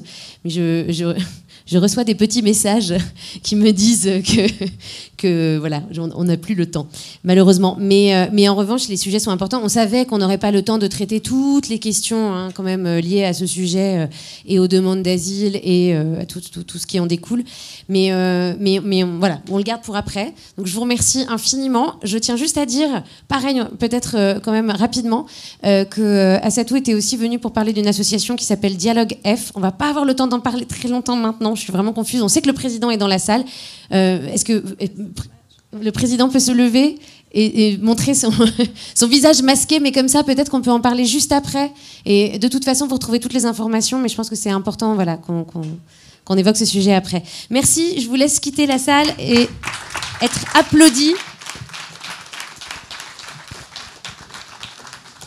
Alors j'accueille maintenant, venez, les intervenants de la dernière table ronde. Je pense que vous savez qui vous êtes. Je vois que Rima s'est déjà levée. Je suis en train de chercher votre petite fiche. Oui, c'est bon, je vous ai. Merci beaucoup de veiller à notre sécurité comme ça à chaque fois. On a Mohamed Arif Oula, qui doit nous rejoindre aussi. Il est là, formidable, médiateur FEA, originaire du Bangladesh, également journaliste rédacteur à France 24 et bénévole à l'association Planète Réfugiés Droits de l'Homme. On a aussi, donc, à ma gauche, Rima Hassan, qui a un parcours incroyable. J'espère qu'on aura le temps d'en parler et qu'on ne coupera pas, mais on va faire au mieux. Palestinienne née dans un camp syrien, elle est arrivée à Niort à 10 ans, donc c'est une grosse transition et elle nous en parlera. Mais surtout, elle est rapporteure à la Cour nationale du droit d'asile et c'est en préparant son doctorat qu'elle s'est rendue compte qu'il manquait des informations concernant les camps de réfugiés. Donc qu'est-ce qu'elle a fait? Elle a créé un observatoire des camps de réfugiés, tout simplement. Voilà, une ONG, c'est très simple. On a aussi Sally Diop qui s'est installée, qui est elle aussi, c'est notre encore plein d'élus. Donc, qui est aujourd'hui vice-présidente, c'est ça, de la communauté d'agglomération de Meaux, en charge de l'insertion et de la formation professionnelle, mais aussi autrice du livre Imani et fondatrice de l'association qui porte le même nom.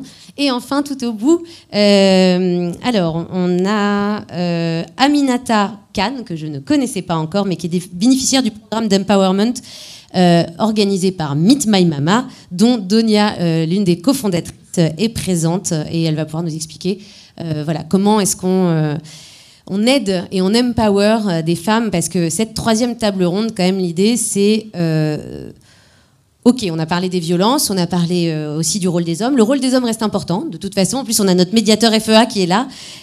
Mais c'est vrai qu'il y a aussi des parcours terribles et en même temps des initiatives formidables, des parcours de résilience exceptionnels. Et c'est important qu'on en parle aussi, qu'on dise qu'il y a des... Enfin voilà, vous avez un exemple, quand même, encore un panel incroyable. Enfin, de toute façon, je crois que dans cette salle, ce soir, il y a un niveau de brillance, d'intelligence et de... Non, mais vraiment, je suis contente que tout soit capturé, que ceux qui ne sont pas présents puissent en bénéficier. Alors, pour le coup, du coup, je vais commencer avec vous, Arif. Alors vous êtes très conscient que les hommes sont les premiers auteurs des violences et aussi donc ceux qui doivent les arrêter. Vous êtes formé sur les violences faites aux femmes. Vous êtes très, très au fait du sujet des mariages forcés, justement. Est-ce que vous pouvez nous en parler, justement? Qu'est-ce qui vous anime et qu'est-ce qui a fait que vous avez décidé de devenir médiateur FEA? Bonjour, d'abord bonjour à tous et toutes. En fait, avant, j'ai travaillé sur la question des droits de l'homme avec plusieurs associations, mais sur la question de violences faites aux femmes, c'est vraiment la première fois. En fait, ça m'a touché parce que j'ai vu l'offre de le recrutement de médiateur sur Facebook par une amie, donc elle m'a recommandé. Comme ça, j'ai postulé après, ouais. J'ai passé l'entretien. Mais le truc, c'était très important. On a eu la formation sur la violence faite aux femmes qui existe aujourd'hui dans le monde. Mais vous savez très bien que le Bangladesh, c'est un pays d'Asie du Sud qui est vraiment touché largement par le mariage forcé précoce.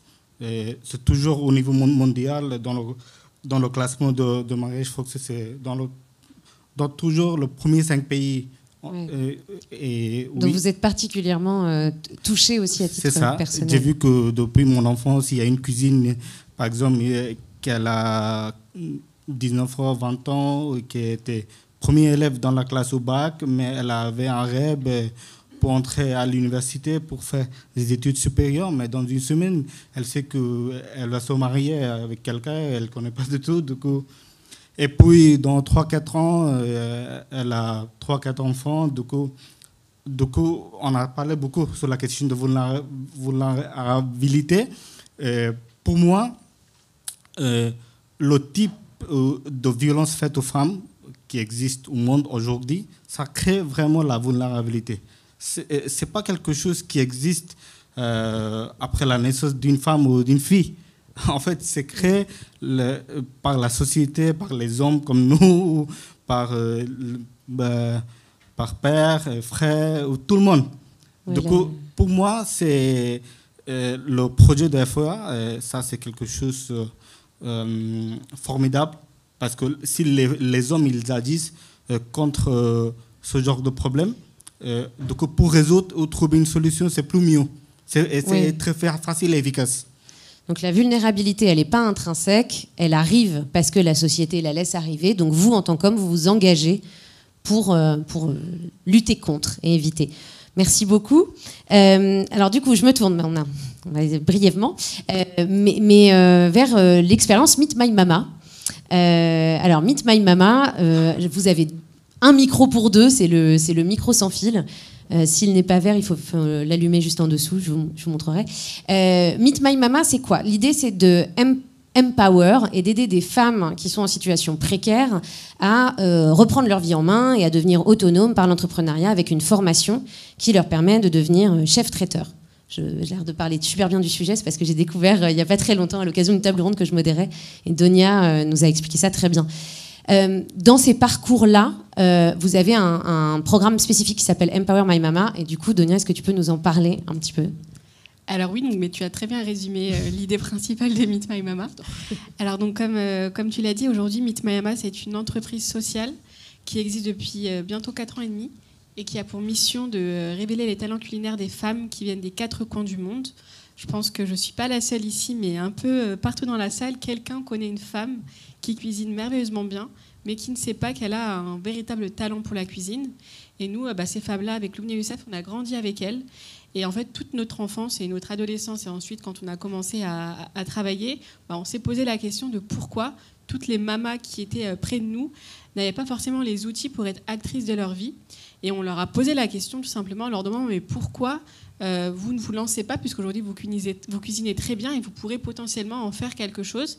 Et pour la grande majorité, c'est le manque de confiance en soi, le fait d'être une femme dans un monde d'hommes. Aujourd'hui dans la cuisine, 90% des chefs sont des hommes. Donc quand on est une femme et qu'on a envie de se lancer, si on ne voit pas de rôle modèle qui nous ressemble, on ne va pas forcément le faire. Les difficultés économiques, les enfants, comment je fais pour garder mes enfants si j'ai envie de retravailler. Bref, beaucoup de freins qui les empêchaient de se lancer. Et nous, on s'est dit qu'on allait créer quelque chose. On ne savait pas encore quoi. Mais une structure qui allait leur donner le pouvoir de réaliser leurs rêves. On voulait aller encore plus loin que de l'insertion, puisqu'on a vraiment à cœur qu'elles soient à la fin indépendantes, autonomes, et qu'elles aient vraiment tous les outils pour pouvoir le faire par elles-mêmes. Et le programme d'empowerment, comme tu le dis, il est là pour d'abord les inspirer, créer de nouveaux rôles modèles, créer des déclics dans leur tête pour qu'elles puissent se dire oui, aujourd'hui, si je veux me lancer, si je veux devenir la femme que j'ai envie d'être, je peux le faire. Et ensuite, la formation avec la Mama Academy, qui est un peu une nouvelle école, une école nouvelle génération, qui va être là pour les former à devenir chef, traiteur, entrepreneur, puisqu'aujourd'hui, on estime que quand on se lance dans la cuisine, on fait plusieurs métiers en même temps. Mais c'est surtout une école qui est faite mais par les mamas, puisqu'aujourd'hui, les mamas intègrent le comité de formation et deviennent formatrices. Et surtout, on les accompagne tout au long de la formation à se redécouvrir et à faire un vrai travail d'introspection pour connaître sa raison d'être et pour savoir pourquoi aujourd'hui elle a envie de se lancer et elle a envie d'être actrice de sa vie. Et justement, du coup, tu es venue avec une mama. Exactement. Et à la fin, donc, elles deviennent chef, traiteur, entrepreneur. Et aujourd'hui, vous avez Mama Aminata, qui est l'une de nos premières mamas. Donc, elle remonte à 2017. Donc, c'est pas moi qui vais beaucoup parler ce soir, mais c'est plutôt Aminata. Et d'ailleurs, je vous l'encourage à l'applaudir, puisque c'est l'une des premières fois où elle va prendre la parole. Oui. Bonsoir à tous. Alors Aminata, racontez-nous justement un petit peu ce parcours. En quoi ça vous a été vraiment utile de rencontrer les créatrices de Meet My Mama? Qu'est-ce que ça a déclenché en vous? Écoutez, rencontrer Dounia, parce que c'est la personne que j'ai rencontrée en premier chez Meet My Mama. Donc la rencontrer, ça m'a conforté dans mon idée, parce que moi j'ai un bac +5 en ressources humaines et j'ai voulu vivre de ma passion qui est la cuisine. Donc j'ai créé Métissave, le métissage des saveurs, qui est un restaurant gastronomique africain. Et je suis traiteur événementiel. Donc, quand j'ai rencontré Meet My Mama, c'est une amie qui nous avait mis en relation parce qu'on avait le même projet, puisque en tant que cadre des ressources humaines, je voulais faire l'insertion des femmes issues des quartiers difficiles par l'activité de la restauration. Donc, du coup, on a échangé et Meet My Mama avait ce que moi je recherchais, c'est-à-dire les marchés et les formations. Parce que quand on sort des bureaux, c'est vrai, je cuisine, j'ai toujours cuisiné. La cuisine, c'est une passion qui s'hérite de mère en fille en Afrique. Voilà. On ne fait pas d'école de cuisine, c'est partout dans le monde d'ailleurs. Donc du coup, moi j'avais le savoir-faire. Et par contre... Est-ce qu'il vous manquait le rôle modèle? Le rôle modèle et surtout le parcours professionnalisant que Meet My Mama m'a offert parce que... C'est vrai, je sais cuisiner, j'ai un restaurant, mais ça ne suffit pas. J'ai fait beaucoup de formations avec Meet My Mama, donc avec un parcours intelligent aussi, parce que ce dont mon besoin, c'était me professionnaliser. Faire des cours de design culinaire, voir des chefs inspirants. Donc, Meet My Mama m'a offert sur un plateau d'or, je ne dirais pas en argent, mais d'or carrément. Et ça m'a permis de servir de grandes tables du président François Hollande au ministère, aux différents ministères. Vraiment, c'est un monde de rêve. Voilà. Donc, vous êtes maintenant vous-même un rôle modèle, quoi, grâce à cette expérience. Tout à fait, tout à fait. Aujourd'hui, je suis une maman référente chez Meet My Mama. Donc, on échange beaucoup avec les femmes qui intègrent la plateforme et avec les fondateurs aussi, Dounia, Youssef et Loubna, qui nous écoutent beaucoup parce que c'est un esprit de famille chez Meet My Mama. Donc, c'est un plaisir d'avoir un nouveau membre de famille, nouveau membre dans la famille, pardon. Et aussi présenter nos valeurs, les valeurs de Meet My Mama qu'on présente. Et il faut que les gens soient en adéquation avec ces valeurs. Nos valeurs, notre vision et notre mission aussi. Voilà, parce que c'est très important. Merci beaucoup d'avoir pu nous expliquer. Pareil, plus en détail pour Meet My Mama, ça sera peut-être un peu plus au moment du cocktail. Mais merci en tout cas d'être ce rôle modèle. Et à côté de vous, vous avez Sally Diop qui est aussi un sacré rôle modèle. Et on en a beaucoup parlé aussi un peu précédemment quand on préparait, qui avait besoin, elle aussi, de rôle modèle. Et ça explique son chemin. Donc vous avez été élevée à Meaux, dans une certaine insouciance, jusqu'à votre adolescence où vous échappez à un mariage forcé. Et c'est à ce moment-là que vous découvrez d'ailleurs que vous aviez été excisée bébé. Donc c'est quelque chose qu'on peut découvrir très tard. Donc là a démarré un long parcours de reconstruction que vous racontez dans votre livre Imani, qui est sorti l'an dernier. Et Imani, c'est aussi le nom de l'association que vous avez créée, et avec une plateforme dont on va parler. Quel est l'objectif de cette association Imani, justement, pour qu'on revienne à l'essence ? Tout simplement, bonjour à toutes et à tous. L'objectif d'Imani, c'est vraiment d'une part, lutter contre toutes les formes de violences faites aux femmes. Deuxièmement, d'améliorer le leadership au féminin. Et enfin, promouvoir les droits des femmes. On agit vraiment sur ces trois onglets-là. Alors, Alors, on peut détailler un petit peu quand même. Alors, du coup, comment est-ce qu'on agit avec cette association? Alors, comment on agit on a mis en place plusieurs actions. On a 4 actions sur lesquelles on travaille vraiment. La première action, c'est la sensibilisation dans les établissements scolaires. Parce que moi, je pense, et je pense comme nous tous ici, c'est l'éducation qui va faire changer les choses. Donc, notre première action, c'est d'aller vers les jeunes, de leur expliquer. Et donc, j'ai expliqué quand on s'était eu au téléphone que cette année, par exemple, on devait intervenir dans un collège, mais que dû au confinement, à la dernière minute, on a dû l'annuler, mais on avait une intervention qui était vraiment très intéressante. C'était une jeune fille qui a dit à sa prof d'histoire « Votre place est dans une cuisine ». Quand on l'interrogeait sur la place de la femme. Elle peut l'être, mais il faut vraiment qu'elle l'ait choisie et elle est la boss de la cuisine. Voilà. Et donc, nous, on avait décidé de faire intervenir parce que dans l'association Imani, il y a vraiment plein de personnes et des personnalités qui sont vraiment formidables, et notamment des hommes et des femmes, et devaient intervenir avec moi, notamment à travers mon parcours. Notre psychologue qui est une femme médecin, une sociologue, et un homme prof de philosophie à l'université.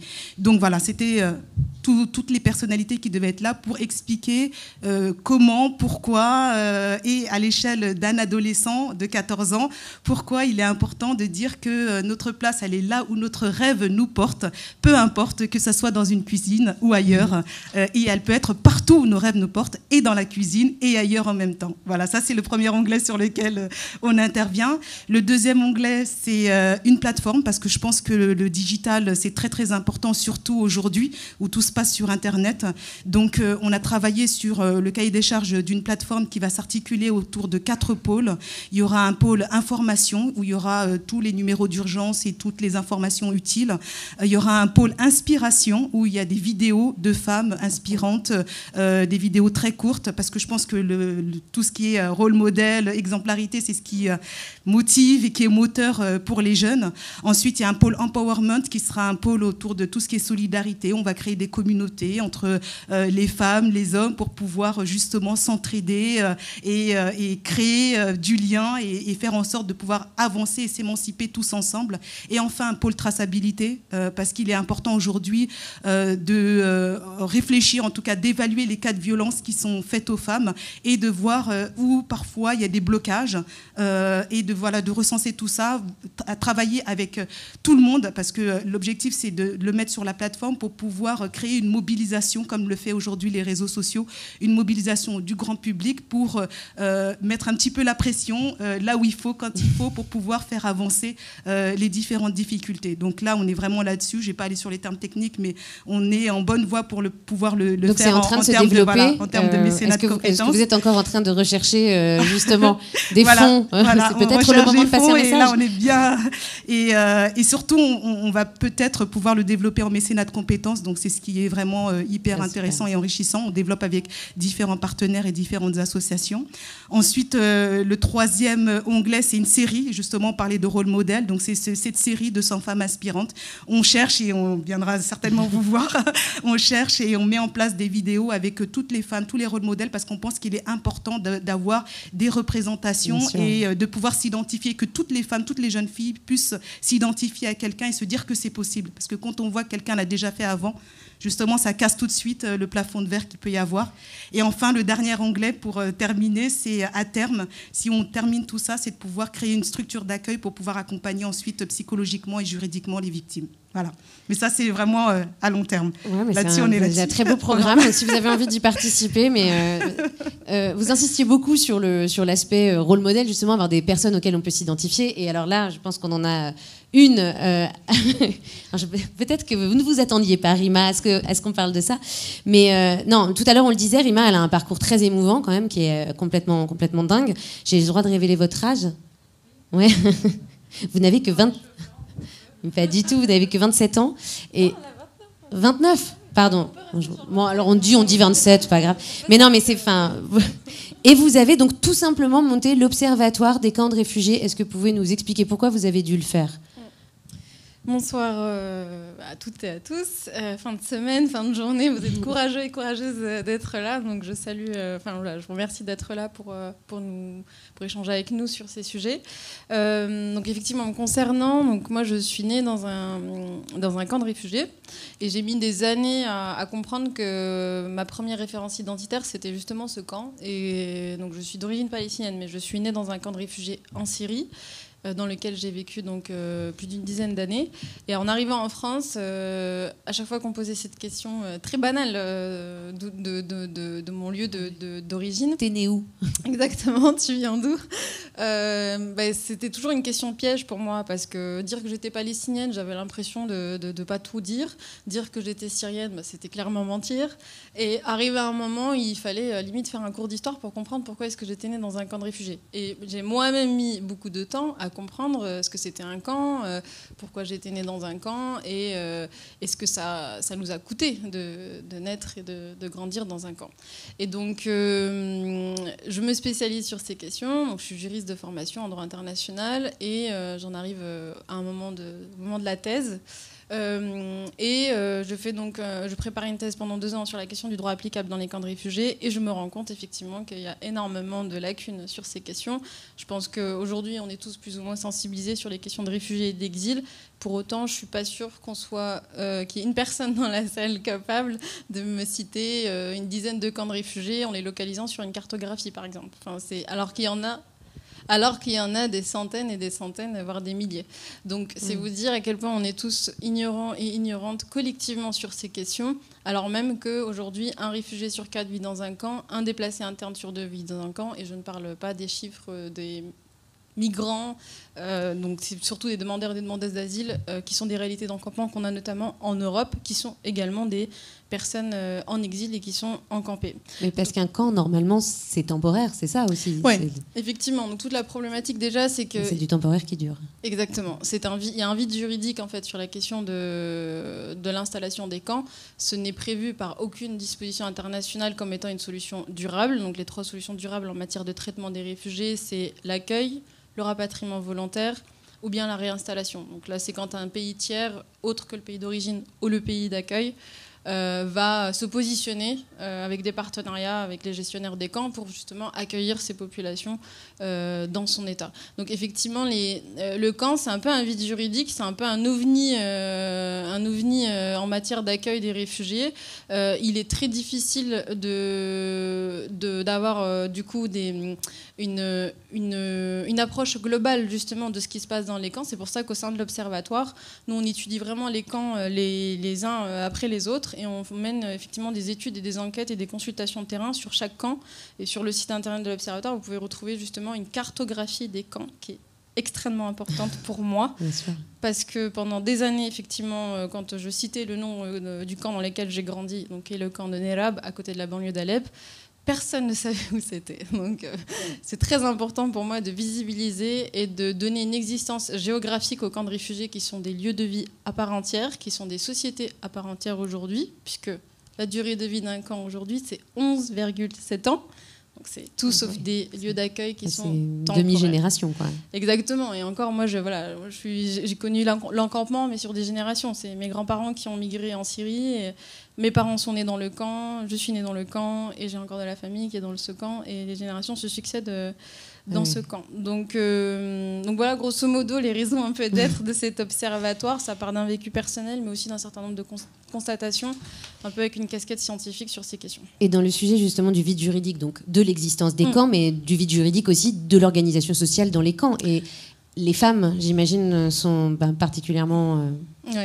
vulnérable, j'imagine, dans cette situation. Je suis désolée d'intervenir à la fin parce que je ne vais pas être très positive. Mais effectivement, alors il y a des choses qui sont faites. Je vais finir peut-être par une note positive, donc je le garde pour la fin. Mais il faut savoir que dans les camps, tous les réfugiés ne bénéficient pas d'un statut protecteur. Donc la Convention de Genève relative au statut de réfugié est parfois appliquée. Et donc, effectivement, on peut avoir des camps où là, on a un octroi du statut qui va être fait aux réfugiés femmes, hommes, en fonction de leur situation. Mais on a énormément de camps dans lesquels il n'y a pas justement de protection, de statut protecteur pour les personnes qui y vivent. Donc qui dit absence de statut protecteur dit absence de droit. c'est ce que je disais tout à l'heure, donc c'est souvent des zones qui sont des zones de non-droit. Je vais être très concrète parce que voilà, je ne vais pas vous endormir avec des dispositions juridiques sur ces questions, mais pour être très concrète, aujourd'hui, si une femme, par exemple, qui vit dans un camp se fait violer dans le camp, la seule option qui va être envisagée, c'est éventuellement de la déplacer ou de l'installer dans un autre camp. Il va y avoir aucun moyen de saisir des autorités judiciaires locales, de faire appliquer un droit, d'accompagner la personne concernée dans justement un travail de réparation et surtout de justice. Enfin, c'est quand même, on est tous d'accord aujourd'hui au fait que le premier pas, c'est quand même la justice pour se remettre d'événements aussi traumatiques. Donc, pour être très concrète, voilà, le fait que ça soit des zones un peu de non-droit, il est très compliqué. Il est très compliqué pour les personnes qui vivent, et notamment les femmes, d'être protégées. Et ce sont surtout, alors juste quelques mots sur ça, parce que là aussi c'est très important, les camps, ce sont des sociétés d'échecs. Je sais, c'est un peu brutal sur la question, c'est un peu frontal, mais ce sont des sociétés d'échecs. Un camp se crée quand un État d'origine a été incapable de protéger ses ressortissants et quand un État hôte est incapable de les accueillir. C'est dans ces circonstances assez schématiques qu'un camp va être créé. Sur une société d'échecs, il est très compliqué de réussir des choses. Donc, généralement, il y a énormément de choses qui sont bâclées et les femmes sont majoritaires dans les camps de réfugiés. On a une moyenne de 70% de population dans les camps qui sont majoritairement donc, des femmes et des enfants. Et pour autant, ce sont les endroits au monde où elles sont les plus exposées, du fait des phénomènes de surpopulation dans les camps, du fait d'absence de dispositions juridiques ou légales qui peuvent être saisies et applicables, et du fait surtout des parcours traumatiques. Les camps, on est vraiment au cœur des traumatismes de guerre, de conflits. Ce sont des zones d'accueil qui sont conçues dans l'urgence. Et donc, tous les traumatismes de l'exil et des raisons pour lesquelles on a décidé de partir vont se cristalliser dans un espace où il y a très peu de perspectives d'avenir, où il y a très peu, les conditions dans lesquelles vivent les populations sont très précaires. Et donc, on va avoir ce qu'on a dans les sociétés qui souffrent, beaucoup d'addictions, beaucoup de violences sexuelles, beaucoup de violences domestiques, beaucoup d'addictions à la drogue, comme je le disais, et un climat de violence qui est vraiment, qui est automatiquement, quasi automatiquement répertorié du coup sur les populations qui sont vulnérables, donc les femmes et les enfants. Je finis sur une note positive. J'allais demander peut-être, mais non, mais après c'est aussi important. Enfin, je veux dire, la vie, c'est évidemment pas que des bouquets de fleurs, donc bien sûr, mais oui, peut-être. Allez, juste 2 mots sur les notes positives. Donc, il y a donc au sein de l'Observatoire, on travaille beaucoup aussi à rechercher ou à recenser les bonnes pratiques. Il y en a. On est très critique moi à l'égard des gestionnaires et des administrateurs des camps, mais pour autant, on regarde aussi les bonnes pratiques parce que l'idée, c'est quand même en étant trop utopiste, on passe à côté des réalités. Donc le camp, même si on voudrait vivre dans un monde sans camp, il faut quand même intégrer que le camp reste une caractéristique de l'exil. Ça reste une caractéristique de l'exil. Il y a des standards internationaux auxquels les camps auxquels les camps doivent se soumettre d'une certaine manière. Et en fait, il y a effectivement un certain nombre de camps où on a pu recenser des bonnes pratiques. Donc les bonnes pratiques, ça va être effectivement des programmes de sensibilisation qui vont être financés par des États visant à sensibiliser les populations sur justement les violences faites aux femmes. Donc là, ce qui est très intéressant, c'est qu'il y a beaucoup justement la question de médiation, puisqu'on fait face quand même à des communautés qui ont leur propre culture, leur propre religion. On ne peut pas arriver avec nos gros sabots d'occidentaux et dire ça c'est bien, ça c'est pas bien. Il faut vraiment faire beaucoup de pédagogie et donc il y a des programmes de sensibilisation qui intègrent beaucoup cette logique de médiation justement avec les populations pour les sensibiliser sur leurs droits et les violences auxquelles elles peuvent être, en tout cas les femmes auxquelles elles peuvent être soumises. Il y a également... Donc ça, c'est des programmes de sensibilisation. Il y avait des programmes d'autonomisation. Donc là, ce sont des programmes qui visent à financer des projets qui sont portés par des femmes pour qu'elles, effectivement, acquièrent une certaine autonomie dans le camp. Effectivement, quand on est dans un camp, généralement, on n'a pas accès. Il y a des exceptions, mais on n'a pas accès au marché du travail du pays dans lequel on est. Donc il faut créer des nouvelles ressources dans le camp pour vivre. Et donc il peut y avoir effectivement des projets visant à financer des femmes entrepreneurs, entrepreneuses, qui ont des projets d'ouvrir des petites, soit une supérette, de faire partager justement des cuisines ou des plats, partager un savoir-faire, et donc elles peuvent bénéficier d'un certain nombre de bourses pour porter leur projet, même dans le camp de réfugiés. Et enfin, dernier point, les bonnes pratiques, ça va être... moi, je suis juriste de formation, donc je suis très attentive à ça. Les bonnes pratiques, ça va être aussi des pratiques en termes des engagements internationaux ou à l'échelle nationale, au niveau justement législatif, qui vont être protectrices, ou particulièrement protectrices à l'égard des femmes dans les camps. Donc on va avoir des États effectivement qui vont se positionner sur ces questions et qui vont impulser un certain nombre de bonnes pratiques dans les camps et qui vont surtout les inscrire dans leur législation ou nouer des partenariats ou des conventions ou mener des déclarations sur ces questions pour faire rayonner justement ces bonnes pratiques. Et petite pensée, juste je termine.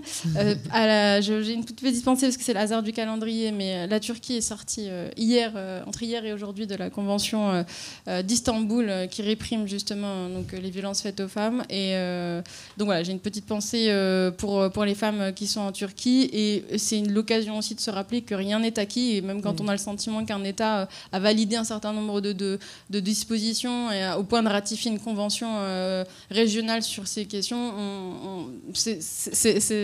cet événement nous rappelle à quel point effectivement ces questions sont tangibles et nécessitent qu'on soit tous et toutes encore mobilisés dessus et qu'on prenne encore le temps d'échanger sur ces questions. Et dans les autres pratiques très positives, il y a donc l'Observatoire des camps de réfugiés qui œuvre régulièrement, et puis il y a des parcours de RIMA Role Model, donc on l'a, la sortie positive.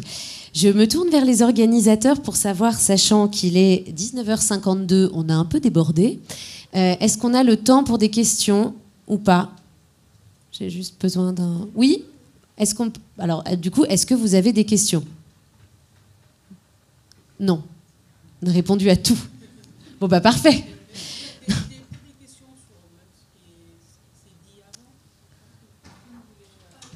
Ouais, peut-être une question, une intervention. D'accord.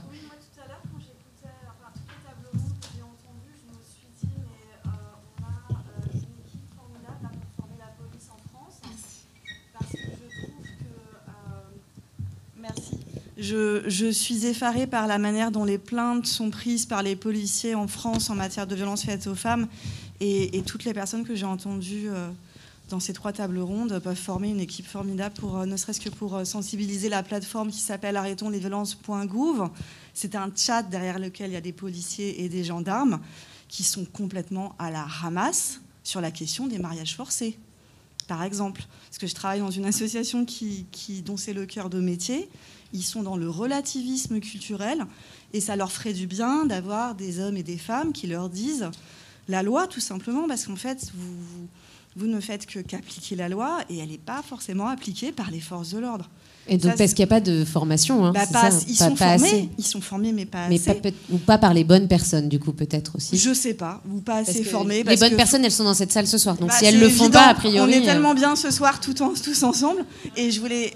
Deuxième chose, donc notre association vient de lancer une campagne pour la création, pour le vote par l'ONU, d'une journée internationale de lutte contre le mariage forcé. On s'est fixé l'échéance du 1er juillet 2022. Donc voilà, et on recherche des marraines, des ambassadrices pour venir porter à l'ONU cette journée internationale qui n'existe pas, parce que le mariage forcé est une violence qui est rendue complètement invisible dans le monde, parce qu'elle est noyée dans l'ensemble des violences. Donc bienvenue dans ce projet. Si vous souhaitez nous rejoindre, vous allez regarder sur Google Stop Mariage Force. YouTube, on a une chaîne YouTube qui s'appelle Stop Mariage Force. Voilà. Ok, bah, le message est passé. Voilà. Je crois que Sally va répondre. Vous avez le micro. Je voulais juste apporter un éclairage par rapport à ce que vous dites. Comme l'a dit Adélaïde tout à l'heure, moi j'ai refusé un mariage forcé à l'âge de 15 ans. Il faut savoir que la plupart des mariages forcés sont des mariages arrangés et pas civils. Donc il est très difficile d'agir, et je parle sous le contrôle parce que moi je n'ai pas de formation juriste, mais il est très difficile d'agir sur quelque chose où on ne peut pas porter de texte de loi, où juridiquement on ne peut pas incriminer les personnes. Et je pense que ça commence déjà par là. D'où justement nous, notre réflexion au niveau de la plateforme, cette lutte est aussi de dire, voilà, le blocage quelque part à un moment donné, c'est de dire ici il faut œuvrer peut-être à faire changer la loi pour que l'on puisse faire en sorte d'arrêter ou en tout cas de diminuer la pratique. C'est ce qui a été fait avec l'excision. À partir du moment où je pense la loi a été votée et que c'est devenu un crime, en tout cas nous dans nos communautés, moi je suis soninké, à l'époque, à partir du moment où le GAMS qui est là et qui m'a beaucoup aidé, alors du coup je les remercie, je les félicite. Et à partir de ce moment-là, je pense que dans les communautés, ça a résonné, ça a fait écho, et tout de suite, ça a diminué. Alors, je sais pas encore. On va bien s'entendre parce que je suis juriste aussi, et en fait, alors je suis pas très chauvine, mais la France, à mon sens, elle a l'une des meilleures législations de répression du mariage forcé parce qu'on a transposé l'article 37.2 de la Convention d'Istanbul, donc qui interdit de raconter n'importe quoi à sa fille ou à son fils pour la déterminer à se rendre à l'étranger où elle risque un mariage forcé. Typiquement, ta grand-mère est malade, si tu viens pas, tu vas jamais la revoir. Et puis, on a aussi sanctionné, depuis 2010, un ensemble de violences, de crimes, enfin de meurtres et d'actes de torture, dès lors qu'ils sont commis en raison du refus de se marier, qu'il s'agisse d'un mariage civil ou d'une union coutumière. Donc très sincèrement, alors là, pour une fois que je peux dire que la France, youpi, voilà, la formation de la police, ça reste à refaire.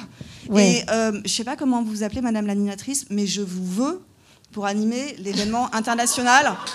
Alors c'est très gentil, mais non, vraiment non. Applaudissez les autres. Voilà, aussi. Applaudissez-vous vous, parce qu'il y a vraiment des gens bien. Dans un an, on attend, mais vraiment, je suis contente d'être venue ce soir. Bah merci. Écoutez, en tout cas, comment ne pas être animé quand on rencontre des gens pareils? Enfin, je sais pas. Moi, je me sens complètement nulle. Bien sûr. Oui, ça c'est gentil. Hein, on a des lingettes, j'espère.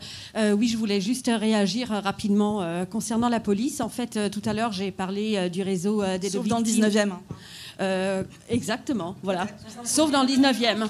Mais c'est la seule collectivité territoriale, si j'ai bien retenu la leçon, qui a été labellisée par ONU Femmes. En fait, de toute façon, donc du coup, la police est notamment, généralement sous forme de la commissaire divisionnaire, donc la grande chef, accompagnée de son adjoint, de l'officier en charge de l'accueil du public et de la psychologue et de l'intervenante sociale du commissariat. Donc ça fait plusieurs années qu'ils viennent régulièrement à nos réunions du réseau d'aide aux victimes. Et en fait, du coup, la commissaire a mis en place une formation pour tous les nouveaux policiers qui sont nombreux dans le 19e parce que vous savez comment c'est, les jeunes, les bleus, on les met là où c'est le plus difficile, donc où il y a des choses à faire parce que voilà, après on est plus tranquille. Mais aussi des policiers qui sont là depuis un certain temps, régulièrement, il y a des formations sur l'accueil des femmes victimes de violences. Généralement, les plaintes sont prises non pas directement, mais sur rendez-vous. Avec des policiers ou policières volontaires de le faire. Et il y a un script avec des questions qu'il faut poser aux femmes pour que les policiers ne l'oublient pas. Et effectivement, il y a plusieurs associations qui nous ont dit vraiment maintenant, dans le 19e, c'est formidable, ça ne l'a pas toujours été. Mais quand on met un peu de volonté, y compris du côté de la police, il suffit de former les officiers, les policiers, policières. Et puis, c'est possible. Et sinon, vous le savez, on peut porter plainte là où on veut, c'est-à-dire même quand on n'habite pas dans le 19e, il suffit de venir ici.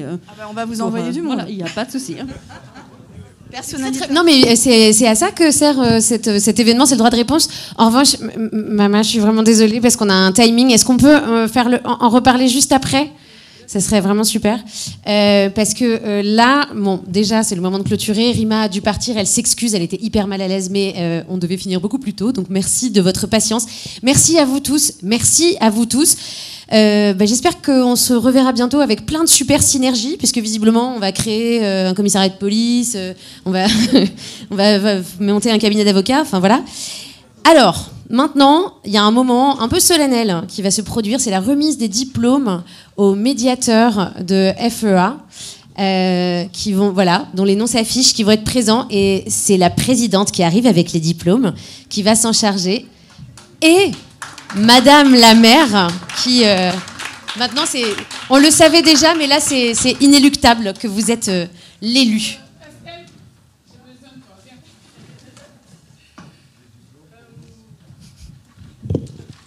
C'est sublime. Merci. Je vais encore vous remercier vraiment infiniment. Comme disait tout à l'heure Rima, on est vendredi, fin de semaine. Et vraiment, voilà, je vous remercie beaucoup d'avoir pris votre temps pour venir vraiment être avec nous lors de cet événement.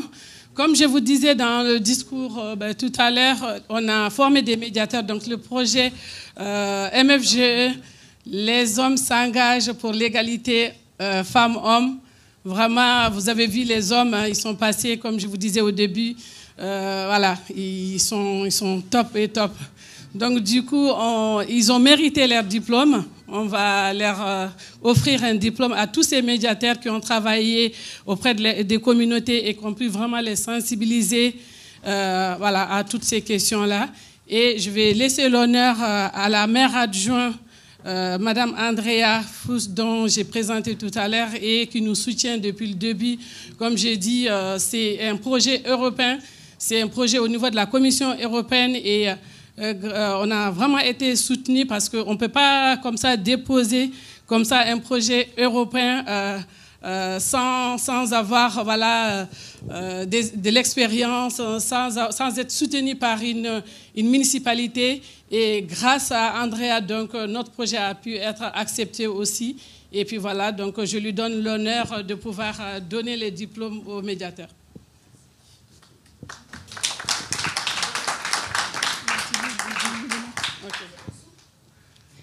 Bon, merci à toutes et à tous d'être là. Moi, je tenais aussi à remercier tous nos médiateurs. Alors, tous ne sont pas là aujourd'hui, mais je voulais juste dire que c'était très agréable de travailler avec eux. On n'a pas tout à fait fini encore, il nous reste un peu de travail. Mais voilà, je pense que c'était important de tous les remercier. Donc, je vais appeler, dans l'ordre d'apparition aujourd'hui, Ibrahima Diallo.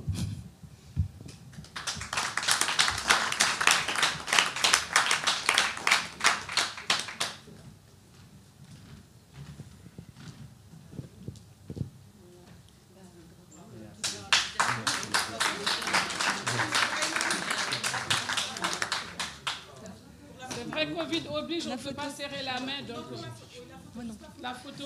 Ah, pour la photo. Oui. Comment? Posant avec le diplôme. Montre. Voilà, la photo. Viens, Estelle.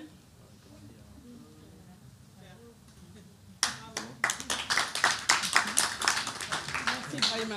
Alors, Mounir, si tu peux revenir sur scène, s'il te plaît.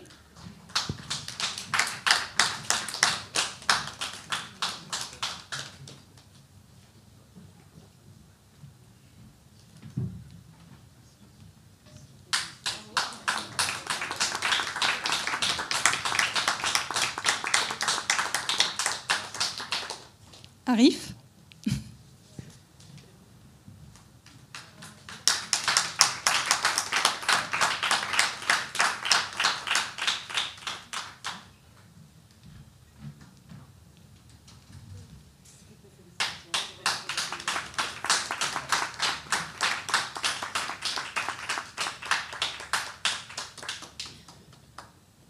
Alors, je vais appeler notre second Ibrahima Telli Diallo, qui, pour la petite histoire, a aussi parlé directement à l'Union européenne dans le cadre d'une réunion de plaidoyer. Moi, je pense qu'il faut aussi le féliciter pour ça.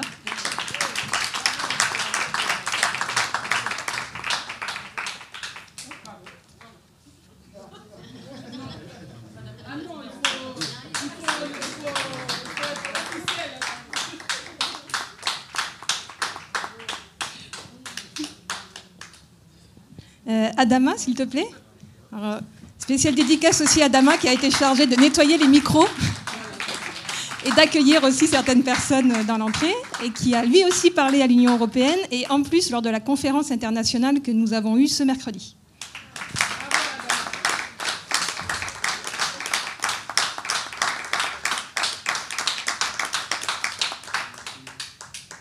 Voilà. Adam, s'il te plaît, qui a pu vous accueillir aussi et vous placer un petit peu dans la salle.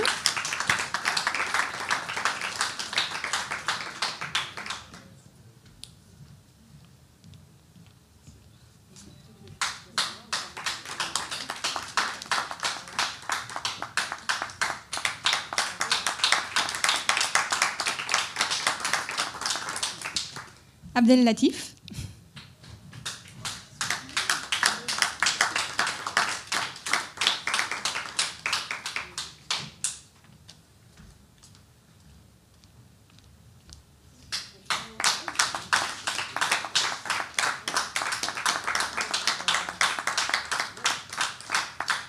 Voilà. Et il nous en reste 3. Alors je vais juste citer les noms parce qu'ils travaillaient aujourd'hui, donc ils n'ont pas pu venir, ou alors ils vont être... Ah si, Indy, pilote dans les temps, Indy.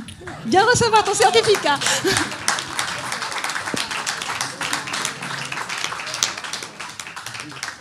C'est une entrée fracassante.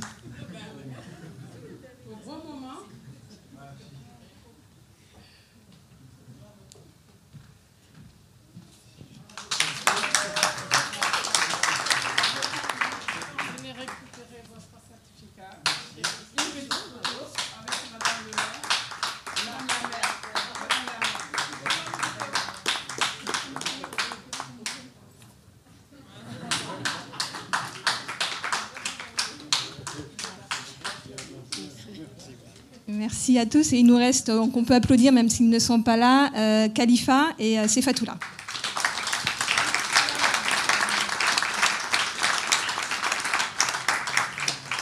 Je vais vous laisser la parole pour clôture, du coup.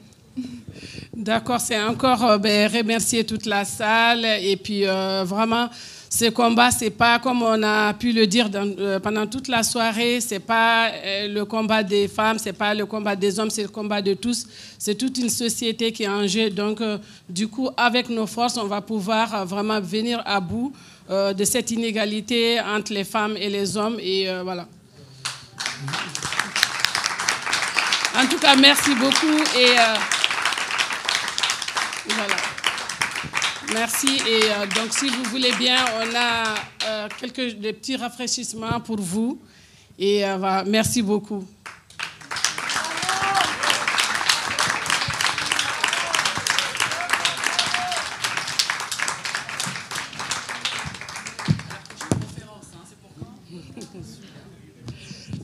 Léa, je t'avais remercié au début.